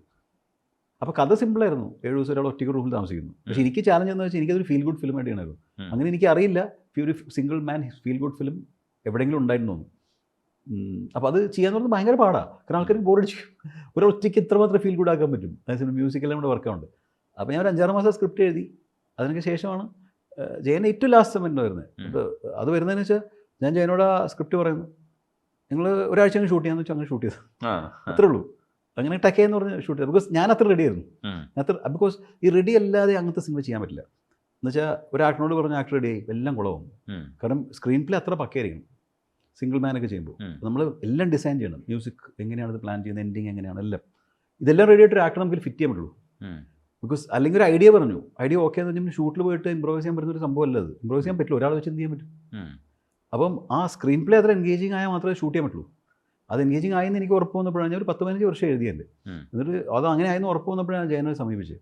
അപ്പോൾ ജയനെ അറിഞ്ഞുള്ളൂ. ജയൻ ഇടയ്ക്കിടയ്ക്ക് തന്നെ വിളിക്കുമായിരുന്നു, വല്ലതും ഉണ്ടോ. നമ്മൾ ഇല്ല, ഒന്നുമില്ല എന്ന് പറഞ്ഞ് 5-6 മാസം കഴിഞ്ഞാൽ പറഞ്ഞേ ഇങ്ങനൊരു സാധനം ഉണ്ട് എന്നുണ്ട്. പുള്ളി സ്ക്രിപ്റ്റ് വായിച്ചു. ഞങ്ങൾ വായിച്ചത് എന്തോ 30-ാം തീയതി വായിച്ചു, 7-ാം തീയതി ഷൂട്ട് ചെയ്യാന്ന് പറഞ്ഞു. അങ്ങനെ 7-ാം തീയതി ഞങ്ങൾ ഹൈറ്റ് ബുക്ക് ചെയ്തു. അങ്ങനെ ഞങ്ങൾ മധുവിനെ വിളിച്ചു. അങ്ങനെ ചെയ്ത പടമാണ്. അത് ഭയങ്കര രസമായിരുന്നു. ഇഷ്ടപ്പെട്ട സിനിമകൾ ഇഷ്ടപ്പെടാത്ത സിനിമകളൊക്കെ ചെയ്ത് കഴിയുമ്പോൾ വേറൊന്നായിരിക്കും. ചിലപ്പോൾ നമ്മൾ ചെയ്ത് കഴിയുമ്പോൾ കുറച്ചുകൂടെ നന്നാവുമ്പോൾ ഇഷ്ടപ്പെടുകയൊക്കെ ചെയ്യും. ഈ വർഷത്തിൻ്റെ കാര്യത്തിൽ എത്രത്തോളം വേണ്ടപ്പെട്ട സിനിമയാണ് മനസ്സിൽ? വർഷത്തിനെ സംബന്ധിച്ച് ഈയിടെ എന്നോടൊരു ഡോക്ടർ പറഞ്ഞു, ഒരു സൈക്കാട്രിസ്റ്റ് പറഞ്ഞു, അവരവിടെ ഡിപ്രഷൻ വരുന്ന ആൾക്കാർക്ക് അവർ വർഷം മെഡിസിനായിട്ട് റെക്കമെൻഡ് ചെയ്യാറുണ്ട്. അതിൻ്റെ മെയിൻ കാരണം മമ്മൂട്ടിയാണ്. മമ്മൂട്ടീനെ ഒരു ആക്ടർ, അത്രയും ജയൻറ്റ് ആയിട്ടുള്ളൊരു ആക്ടർ, അത്രയും ഫീസോട് കടന്നു പോയിട്ട് ഹൗ ഹി സർവൈവ്ഡ് ഇറ്റ് പലർക്കും എഫക്റ്റീവ് ആണെന്നാണ് പറഞ്ഞത്. അതാണ്. അപ്പം വർഷത്തിനെ സംബന്ധിച്ച് it could have been made differently എന്നൊരു തോന്നലിപ്പോൾ എനിക്കുണ്ട്. ഇപ്പോൾ അതെല്ലാ സിനിമയ്ക്കും ഉണ്ട്. ബിക്കോസ് കുറച്ചുകൂടി നമുക്ക് കുറച്ചുകൂടി ഫിനിഷിംഗ് ഒക്കെ വെച്ചൊക്കെ ചെയ്യാമായിരുന്നു തോന്നലുണ്ട്. ബട്ട് അത് ഞാനും മമ്മൂക്ക് വേണ്ടി പ്രൊഡ്യൂസ് ചെയ്ത സിനിമയാണ്. ഞങ്ങൾ ഭയങ്കര ഇഷ്ടപ്പെട്ട് ചെയ്ത സിനിമയാണ്. അന്നത് ഭയങ്കര എൻജോയ് ചെയ്ത സിനിമയാണ്. ഇപ്പോഴും ആ സിനിമ ഇഷ്ടപ്പെടുന്ന ഒരുപാട് ആൾക്കാരുണ്ട്. അത് ഇപ്പം is that a film which I want to go back and watch എന്ന് വെച്ചാൽ എൻ്റെ മിക്കവാറും സിനിമകളല്ല. എനിക്കതിന് തിരിച്ചു പോയി കാണാൻ ഇഷ്ടമുള്ള ഒരേ ഒരു സിനിമ 4 ഇയേഴ്സ്. എനിക്ക് എത്ര സമയം വേണമെങ്കിൽ ആ സിനിമ കണ്ടോണ്ടിരിക്കാം, ഒരു കുഴപ്പമില്ല. അത് കുറേ കാലം കഴിഞ്ഞാൽ അങ്ങനെ ഞാൻ എനിക്ക് തോന്നുന്നു. ബാക്കി സിനിമകളൊക്കെ എനിക്ക് പെട്ടെന്ന് ബോറടിക്കുന്ന ഒരാൾ. അപ്പോൾ പെട്ടെന്ന് തന്നെ ഞാൻ കമലയും 4 ഇയേഴ്സും കാണുന്നുണ്ട്. കാരണം എന്ന് വെച്ചാൽ ആ 2 സിനിമയും അത് ഭയങ്കര കമല എനിക്കറിയില്ല. Kamala is a commercial attempt. 4 years is a very very personal film. അത് അങ്ങനെ ഒരു പ്രത്യേക മൂഡിൽ പ്രത്യേക ആൾക്കാർക്ക് അത് ഇഷ്ടപ്പെടുള്ളൂ. അത് പറയാം, അങ്ങനെ സിനിമ ഉണ്ടാക്കാൻ ഭയങ്കര പാടാന്ന് അതിൻ്റെ വിഷയം. അത് ഉണ്ടാക്കാൻ നമുക്ക് പറ്റിയല്ലോ എന്നുള്ളിടത്താണ് എനിക്ക് സന്തോഷം. ഇപ്പം ആവർത്തിക്കപ്പെടില്ല എന്ന് പറയുമ്പോൾ തന്നെ മമ്മൂക്ക് വീണ്ടും ആവർത്തിക്കാൻ താല്പര്യമില്ല എന്ന് പറഞ്ഞു. അപ്പോൾ ലാലേട്ടനെയും ഇതുവരെ ട്രൈ ചെയ്തിട്ടില്ല. ഈ ആൾക്കാർ ട്രൈ സമയത്തിന് നടന്നു പോയിട്ടില്ല. ഇങ്ങനെ ചില ആൾക്കാരെയൊക്കെ ചില ആർട്ടിസ്റ്റുകളൊക്കെ പുതുതായിട്ടൊക്കെ വരുമ്പോഴത്തേക്ക് നമുക്ക് അവരോടൊക്കെ ഭയങ്കര ഒരു താല്പര്യം തോന്നാം. ചില സിനിമകളൊക്കെ കാണുമ്പോൾ ഇയാൾ കൊള്ളാമല്ലോ, അങ്ങനെയൊക്കെ തോന്നുന്ന മനുഷ്യന്മാരെയൊക്കെ എങ്ങനെയാണ് അപ്രോച്ച് ചെയ്യുക? സിനിമയ്ക്ക് വേണ്ടി അപ്രോച്ച് ചെയ്യുക, അല്ലാതെ ആ സിനിമ കണ്ടിട്ട് അവരെ വിളിച്ചിട്ട് പറയുന്ന ഒരു എക്സൈറ്റ്മെന്റ്, അങ്ങനെയായിരിക്കും സ്വഭാവം? എന്താണ് ചെയ്യുക സാധാരണ? എനിക്ക് മമ്മൂട്ടിയോടൊരു സിനിമയാണ്, മോഹൻലാലിൻ്റെ സിനിമയാണ്, ഇത് ആഗ്രഹങ്ങളാണ്. എനിക്ക് ഇതിനപ്പുറത്ത് ഒരു സ്റ്റാറിന് വെച്ചൊരു സിനിമയാണെന്ന് ഒരു ആഗ്രഹമില്ല മലയാളത്തിൽ. എനിക്കെപ്പോഴും കഥയാണ്. എനിക്കൊരു കഥ സെലക്ട് ചെയ്തിട്ട് ഈ കഥ സിനിമയാക്കാം എന്ന് ഞാൻ തീരുമാനിക്കുന്ന ഒരു പ്രോസസ്സാണ് എനിക്ക് ഏറ്റവും ബുദ്ധിമുട്ടുള്ള പ്രോസസ്സ്. അതിനകത്ത് ഒരു ആക്ടർ അല്ലെങ്കിൽ വേറെ ആക്ടർ വരാം, അത്രേ ഉള്ളൂ. പക്ഷേ ഇവർ രണ്ടുപേരും വെച്ച് ഒരു സിനിമ എൻ്റെ കരിയറിൽ ചെയ്യണമെന്ന് എനിക്ക് ആഗ്രഹമുണ്ട്, ഇപ്പോഴുണ്ട്. മമ്മൂക്കനെ വെച്ചാൽ ചെയ്തു കഴിഞ്ഞു. ഓക്കെ, ആ സിനിമ ആ രീതിയിലൊരു ജനങ്ങൾ സ്വീകരിച്ച ഒരു സിനിമയാണ്. മോഹൻലാലിനെ വെച്ചൊരു സിനിമയാണെന്ന് എനിക്ക് ആഗ്രഹമുണ്ട്. പക്ഷേ അതിനുള്ള സാധ്യതകൾ കുറവാണെന്ന് എനിക്ക് തോന്നുന്നു. ഇപ്പോൾ എൻ്റെ സ്വഭാവം വെച്ചും പല കാര്യങ്ങൾ വെച്ചിട്ടൊക്കെ അതിന് കുറേ ബുദ്ധിമുട്ടുകളുണ്ടെന്ന് തോന്നുന്നു. ബാക്കി ആക്ടേഴ്സിനൊക്കെ ഞാൻ ബേസിക്കലി ചെയ്യാറില്ല. ഇപ്പോൾ ഇത് ഈ സിനിമയുടെ ഉദാഹരണം പറയാം. ഇപ്പോൾ ഞാനൊരു സിനിമ കണ്ടു, കോൾഡ് കേസ് എന്നൊരു സിനിമ കണ്ടു, പൃഥ്വിരാജിൻ്റെ. അപ്പോൾ ആ സിനിമ കണ്ടപ്പോൾ അതിലൊരു സീനിൽ അഭിനയിച്ച ഒരാളുണ്ട്. എനിക്കയാളുടെ പെർഫോമൻസ് ഭയങ്കര ഇഷ്ടമായി. അപ്പോൾ ഞാൻ ഉടനെ തന്നെ വളരെ പാടുപെട്ട്, അയാളുടെ നമ്പർ ആർക്കും അറിയില്ല, ഞാൻ വളരെ പാടുപെട്ട്, because that is a very അങ്ങനത്തെ ഒരു പെർഫോമൻസ് ആയിട്ട് എനിക്ക് ഫീൽ ചെയ്തു. അതാണല്ലോ, വലിയ സീനൊന്നുമല്ല, ചില മൈന്യൂട്ട് മാംപ്രസിംസ്. അങ്ങനെ ഞാൻ അയാളുടെ നമ്പറൊക്കെ തപ്പിപ്പിടിച്ച് ആൾക്ക് ഭയങ്കര സന്തോഷമായി, വിളിച്ചു, കാര്യങ്ങളൊക്കെ പറഞ്ഞു. അങ്ങനെ പുള്ളിയുടെ നമ്പറൊക്കെ സേവ് ചെയ്തില്ല, ഞാൻ അങ്ങനെ വിട്ടു. അത് ഈ സിനിമ ചെയ്യുമ്പോൾ ഇപ്പം ജയഗണേഷിൽ എനിക്ക് തോന്നുന്നത് ഏറ്റവും വലിയ സർപ്രൈസ് എന്ന് പറയുന്നത് ഉണ്ണിക്കൊക്കെ അപ്പുറത്ത് വേറെ ഒരുപാട് ആക്ടേഴ്സ് ഉണ്ട് ഈ സിനിമയിൽ, വിച്ച് കുഡ് സർപ്രൈസ് യു. അതെനിക്ക് തോന്നുന്നത്. അപ്പോൾ അതെല്ലാം ഭാഗ്യവശാൽ സംഭവിച്ചതാണ്. കുറേ നല്ല ക്യാരക്ടറൈസേഷൻസ് ഉണ്ട്. It's a big film in that sense. അപ്പോൾ ഞാൻ ചെയ്ത സിനിമകൾ വെച്ച് കമ്പയർ ചെയ്യുമ്പോൾ, അപ്പോൾ ഈ ആക്ടർ ഞാൻ അന്ന് വിട്ടത്, ഞാൻ മറന്നു, അയാൾ എനിക്ക് അറിയില്ല. ഞാൻ പിന്നെ ഈ ജയഗണേഷിൽ വളരെ പ്രധാനപ്പെട്ട ഒരു കാസ്റ്റിംഗ് ചെയ്യാനുണ്ട്, വളരെ പ്രധാനപ്പെട്ട കാസ്റ്റിംഗ്. അത് ഭയങ്കര ട്രിക്കി ക്യാരക്ടറാണ്, ഭയങ്കര കോംപ്ലിക്കേറ്റഡാണ്. അപ്പോൾ എനിക്കാണെങ്കിൽ ഒരു എസ്റ്റാബ്ലിഷ്ഡ് ഒരാൾ വന്ന് ചെയ്തത് ശരിയാവുമോ, പക്ഷേ അങ്ങനെ ഒരാൾ തോന്നുന്നില്ല, ഇത് ഫിറ്റാവുന്ന ഒരാളില്ല, അങ്ങനെയുണ്ട് ഇപ്പോൾ. അപ്പോൾ അത് ആരായിരിക്കും എന്ന് ആലോചിച്ച് ഒരു ആക്ടറിനെ ഏതാണ്ടൊക്കെ ഫിക്സ് ചെയ്തു. ഇന്നയാളെ വിളിച്ച് സംസാരിച്ച് കളയാം എന്ന് പറഞ്ഞാൽ നമുക്ക് പൂർണ്ണമായിട്ട് സാറ്റിസ്ഫൈഡ് അല്ല, പക്ഷേ സമയമായി. അപ്പോൾ ഇനി ഉള്ളത് വെച്ച് നോക്കാന്ന് പറയുമ്പോൾ എനിക്കൊരു മെസ്സേജ് വരുന്നു. അതിനാണ് നമ്മൾ ഈ നിയോഗം എന്നൊക്കെ പറയുന്നത്. ഒരു you have to be at the right place at the right time എന്ന് പറയില്ല. അത് നമ്മുടെ മിടുക്കുമല്ല, അതൊക്കെ എന്തോ ഒരു പവറൊക്കെയാണ് അതിൽ സംഭവിക്കുന്നത്. അതായത് എനർജീസ് ഒക്കെ ഉണ്ടല്ലോ. ഇയാളുടെ മെസ്സേജാണ്. ഇപ്പോൾ ശ്രീകാന്ത് എന്നാണ് പേര്, ശ്രീകാന്ത് ആണ്. അപ്പോൾ ശ്രീകാന്ത് പ്രത്യേകിച്ച് ഒരു സീൻ വല്ലതും ഉണ്ടോ? അപ്പോൾ ഞാൻ വെച്ചാൽ he looks the character, that's it. പക്ഷെ ആൾക്കും റോൾ ചെയ്യാൻ പറ്റുമെന്ന് പറയില്ല, അത്രയും വലിയൊരു ക്യാരക്ടറാണ്. അപ്പോൾ ഞാൻ ശ്രീകാന്ത് എവിടെയുണ്ട്? എറണാകുളത്തുണ്ട്, ഒന്ന് വരുമോ വീട്ടിലുണ്ട് ഞാൻ പറഞ്ഞു. പുള്ളി വന്നിട്ട് ഞാൻ 2-3 മണിക്കൂർ സംസാരിച്ചിരുന്നു. എനിക്ക് ഇയാളെ പോലെ തന്നെ തോന്നി. ഇയാൾ അയാളെ പോലെ തന്നെയാണ്. പ്രസാദ് പുത്രൻ എന്ന് പറഞ്ഞ കഥാപാത്രമാണ്. പ്രസാദ് പുത്രനെ പോലെ ഇരിക്കുന്നുണ്ട് ശ്രീകാന്ത്. അപ്പോൾ ഞാൻ പറഞ്ഞ ഒരു ക്യാരക്ടറുണ്ട്, നമുക്ക് പക്ഷെ ഒന്ന് വർക്ക് ചെയ്ത് നോക്കാം, ശരിയാവേണ്ടി വന്നു. പിന്നെ 1-2 മാസം ഞങ്ങൾ വർക്ക് ചെയ്തു. ഇങ്ങനെ ഈ 4 ഇയേഴ്സിലൊക്കെ ഞങ്ങൾ ഇതുപോലെ ഒരുപാട് വർക്ക് ചെയ്തിട്ടുണ്ട്, സർജാനും ഒക്കെ ആയിട്ട്, പ്രിയൊക്കെ ആയിട്ട്. അപ്പം അതൊക്കെ എനിക്ക് ഭയങ്കര രസമുള്ള പ്രോസസ്സാണ്. അതായത് ഒരു പീഡനമൊന്നുമില്ല, നമ്മളിതിനെ മെച്ചപ്പെടുത്താനുള്ളൊരു ശരിയാവുമോ നമുക്ക് തന്നെ സംശയങ്ങൾ വരുന്ന സമയത്ത്. കാരണം അങ്ങനത്തെ കാസ്റ്റിംഗ് ജനറലി നമ്മൾ ചെയ്യുമ്പോൾ അത് നമ്മുടെ ട്രേഡ് സർക്കിളിലോട്ട് അക്സെപ്റ്റബിൾ ആവില്ല. It's a huge risk we take. എന്തിനത് ചെയ്യണം? എന്തെങ്കിലും ഇത്ര പൈസയിലേക്ക് സിനിമ എടുക്കുന്നില്ലേ? അപ്പോൾ ഈ റോളിൽ എന്തിനിങ്ങനെ ഒരാളിടണം, മറ്റൊരാളിടാലും ഏറ്റവും സേഫ് അതല്ലേ. അങ്ങനെ ഈ ശ്രീകാന്തിനെ കാസ്റ്റ് ചെയ്യാൻ തീരുമാനിക്കുന്നു. And I think he has done exceptionally well in the film. He could be a surprise, he could be an actor to look forward to in the future എന്നാണ് പറയുന്നത്. അപ്പോൾ ഞാൻ അങ്ങനെയാണ് നോക്കി കാണുന്നത്. ഒരു ആക്ടറിനെ എനിക്കൊരു സിനിമ കണ്ടാൽ ആ സിനിമയിലെ നായകനായിക്കൊള്ളണമെന്നില്ല. എനിക്ക് അതിനകത്ത് യാതൊരു വിധ വേറൊരു ലക്ഷ്യമില്ല. ഇയാൾക്കൊരു മെസ്സേജ് അയച്ച് നാളെ ഇയാൾക്ക് ഇനി ഒരു ഡേറ്റ് വേണം, അങ്ങനെ എൻ്റെ ചിന്തയിലില്ല. കാരണം എനിക്ക് അങ്ങനെ ഡേറ്റ് വെച്ചിട്ടേ അല്ല. ഈ കഥ വെച്ചതിന് ശേഷം എനിക്ക് ആ സമയത്ത് ഡേറ്റ് ഉള്ള ഒരാളുടെ ചെയ്താൽ മതി. എനിക്കിത് ഒരുപാട് വെയിറ്റ് ചെയ്യാൻ പറ്റില്ല. ഈ ജയഗണേശനെ ആണെങ്കിൽ ഇപ്പോൾ ഞാൻ ഉണ്ണിനെ മീറ്റ് ചെയ്യുന്നു, ഉണ്ണിനെ മീറ്റ് ചെയ്തിട്ട് ഉണ്ണിക്ക് വേറെ ഒരുപാട് കമ്മിറ്റ്മെൻറ്റ്സ് ഉണ്ടായിരുന്നു. എന്നുവെച്ചാൽ കുറേ ആളുടെ പുള്ളി പണം ചെയ്യാതിരിക്കുകയും പുള്ളിക്കൊരു മാർക്കറ്റ് വാല്യൂ ഉള്ളതുകൊണ്ടും ഉണ്ടായിരുന്നു. ഇതെല്ലാം മാറ്റി വെച്ച് ഈ സിനിമ പ്രയോറിറ്റി കൊടുത്ത് പുള്ളി ചെയ്തുകൊണ്ട് മാത്രമേ ഈ സിനിമ ഉണ്ടായേ. ഇതിന് കോപ്രൊഡക്ഷൻ കൂടെ ഏറ്റെടുക്കാനും കൂടെ പുള്ളി തയ്യാറായതുകൊണ്ടുണ്ടായത്, അല്ലെങ്കിൽ ഞാൻ ചെയ്യില്ലായിരുന്നു. അപ്പം അതല്ല അവിടുത്തെ വിഷയം. അപ്പോൾ എനിക്ക് ഒരാളെ അപ്രീഷിയേറ്റ് ചെയ്യാന്ന് പറഞ്ഞിട്ടുണ്ടെങ്കിൽ അത് അയാൾക്കും ഒരു പോസിറ്റീവ്ലി നല്ലതായിരിക്കണം. എനിക്ക് ശരിക്കും തോന്നണം. ഇപ്പോൾ ശ്രീകാന്തിനെ കണ്ടപ്പോൾ എനിക്കത് ഭയങ്കര ഇഷ്ടമായി. അതാണ് അങ്ങനെ തോന്നുന്ന ആക്ടേഴ്സ് ഉണ്ട്, മെയിൽ ആൻഡ് ഫീമെയിൽ, വയസ്സായ ആൾക്കാരെല്ലാവരും. ഞാൻ മിക്കവാറും സിനിമകൾ കാണുന്ന ഒരാളാണ്. ആ സിനിമ കണ്ടു കഴിഞ്ഞാൽ അതിൽ എനിക്ക് ഇഷ്ടപ്പെട്ട ഒരു സംഭവം ഉണ്ടെങ്കിൽ അത് ജനങ്ങൾക്ക് ഇഷ്ടപ്പെട്ടായിക്കൊള്ളുന്നില്ല, ശ്രദ്ധിക്കപ്പെട്ടായിക്കൊള്ളുന്നില്ല. അവരെ ഞാൻ എപ്പോഴും എങ്ങനെയെങ്കിലും കണ്ടുപിടിച്ച് വിളിക്കാറുണ്ട്. അല്ലെങ്കിൽ ഒരു പെർട്ടിക്കുലർ നായകൻ്റെ ഒരു പെർട്ടിക്കുലർ സിനിമ ഇഷ്ടപ്പെട്ട് കഴിഞ്ഞാൽ അതും വിളിക്കാറുണ്ട്, സംസാരിക്കാറുണ്ട്. അതിനകത്ത് വേറെ ദുരുദ്ദേശങ്ങളൊന്നുമില്ല.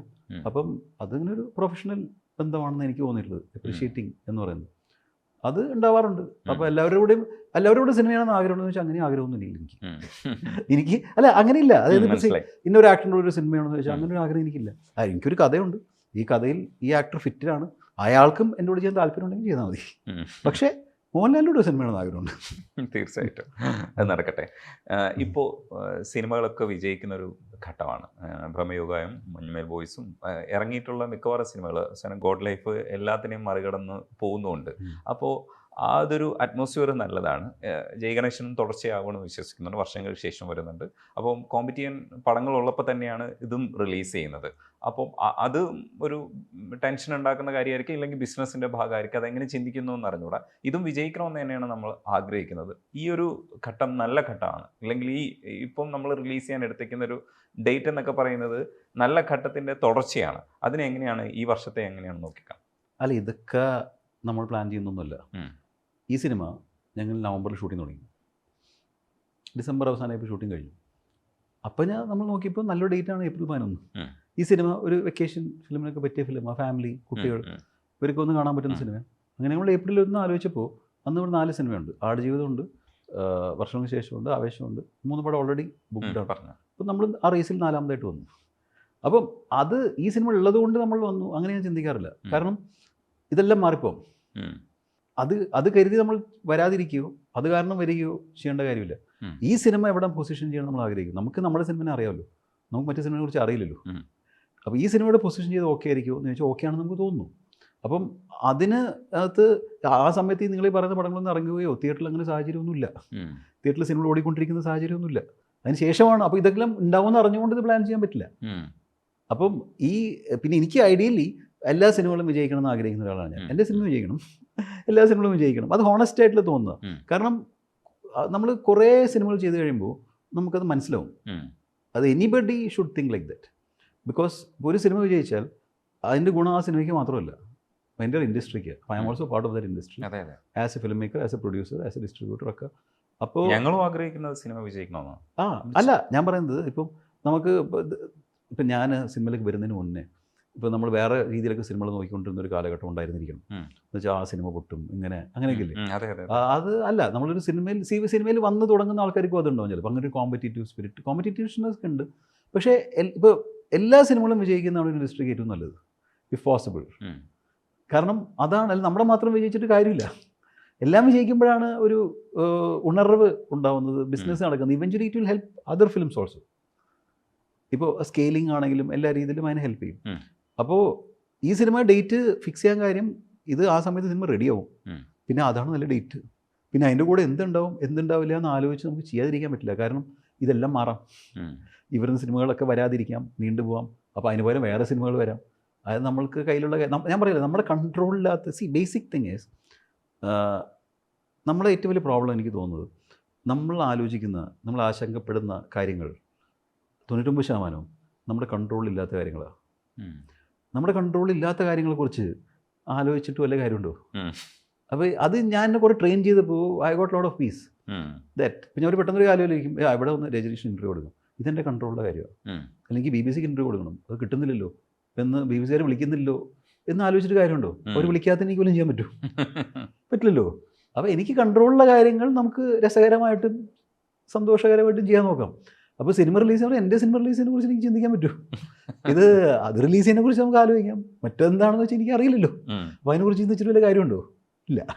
അല്ല, ഇപ്പോഴത്തെ ഒരു സാഹചര്യത്തിൽ ഈ സിനിമകളൊക്കെ വിജയിക്കുമെന്ന് തന്നെയാണ് നമ്മൾ പ്രതീക്ഷിക്കുന്നത്. ജയ് ഗണേശൻ ട്രെയിലർ കണ്ടപ്പോൾ തന്നെ ഞാൻ പ്രെഡിക്റ്റ് ചെയ്തു ഈ സിനിമ വിജയിക്കുമെന്ന്. ശരിയാവണമെന്നില്ല. എന്റെ ഉത്തരവാദിത്വമാണ്. തീർച്ചയായിട്ടും ഈ സിനിമ ഒന്ന് കാണേണ്ടത് എന്റെ കൂടെ ഉത്തരവാദിത്വമാണ്. ഞാൻ പറഞ്ഞിട്ടുണ്ട് ഇത് വിജയിക്കുമെന്നുള്ളത്. കാരണം ഫ്രണ്ട് സർക്കിളിലൊക്കെ നമ്മൾ സംസാരിക്കുമ്പോൾ തീർച്ചയായിട്ടും പറഞ്ഞിട്ടുണ്ട് ഇത് വിജയിക്കണമെന്ന് ആഗ്രഹിക്കുന്നുണ്ട്. അപ്പോൾ വിജയിക്കുമെന്ന് ഞാൻ പ്രതീക്ഷിക്കുന്നത്. നന്ദിയുണ്ട്. Thank you.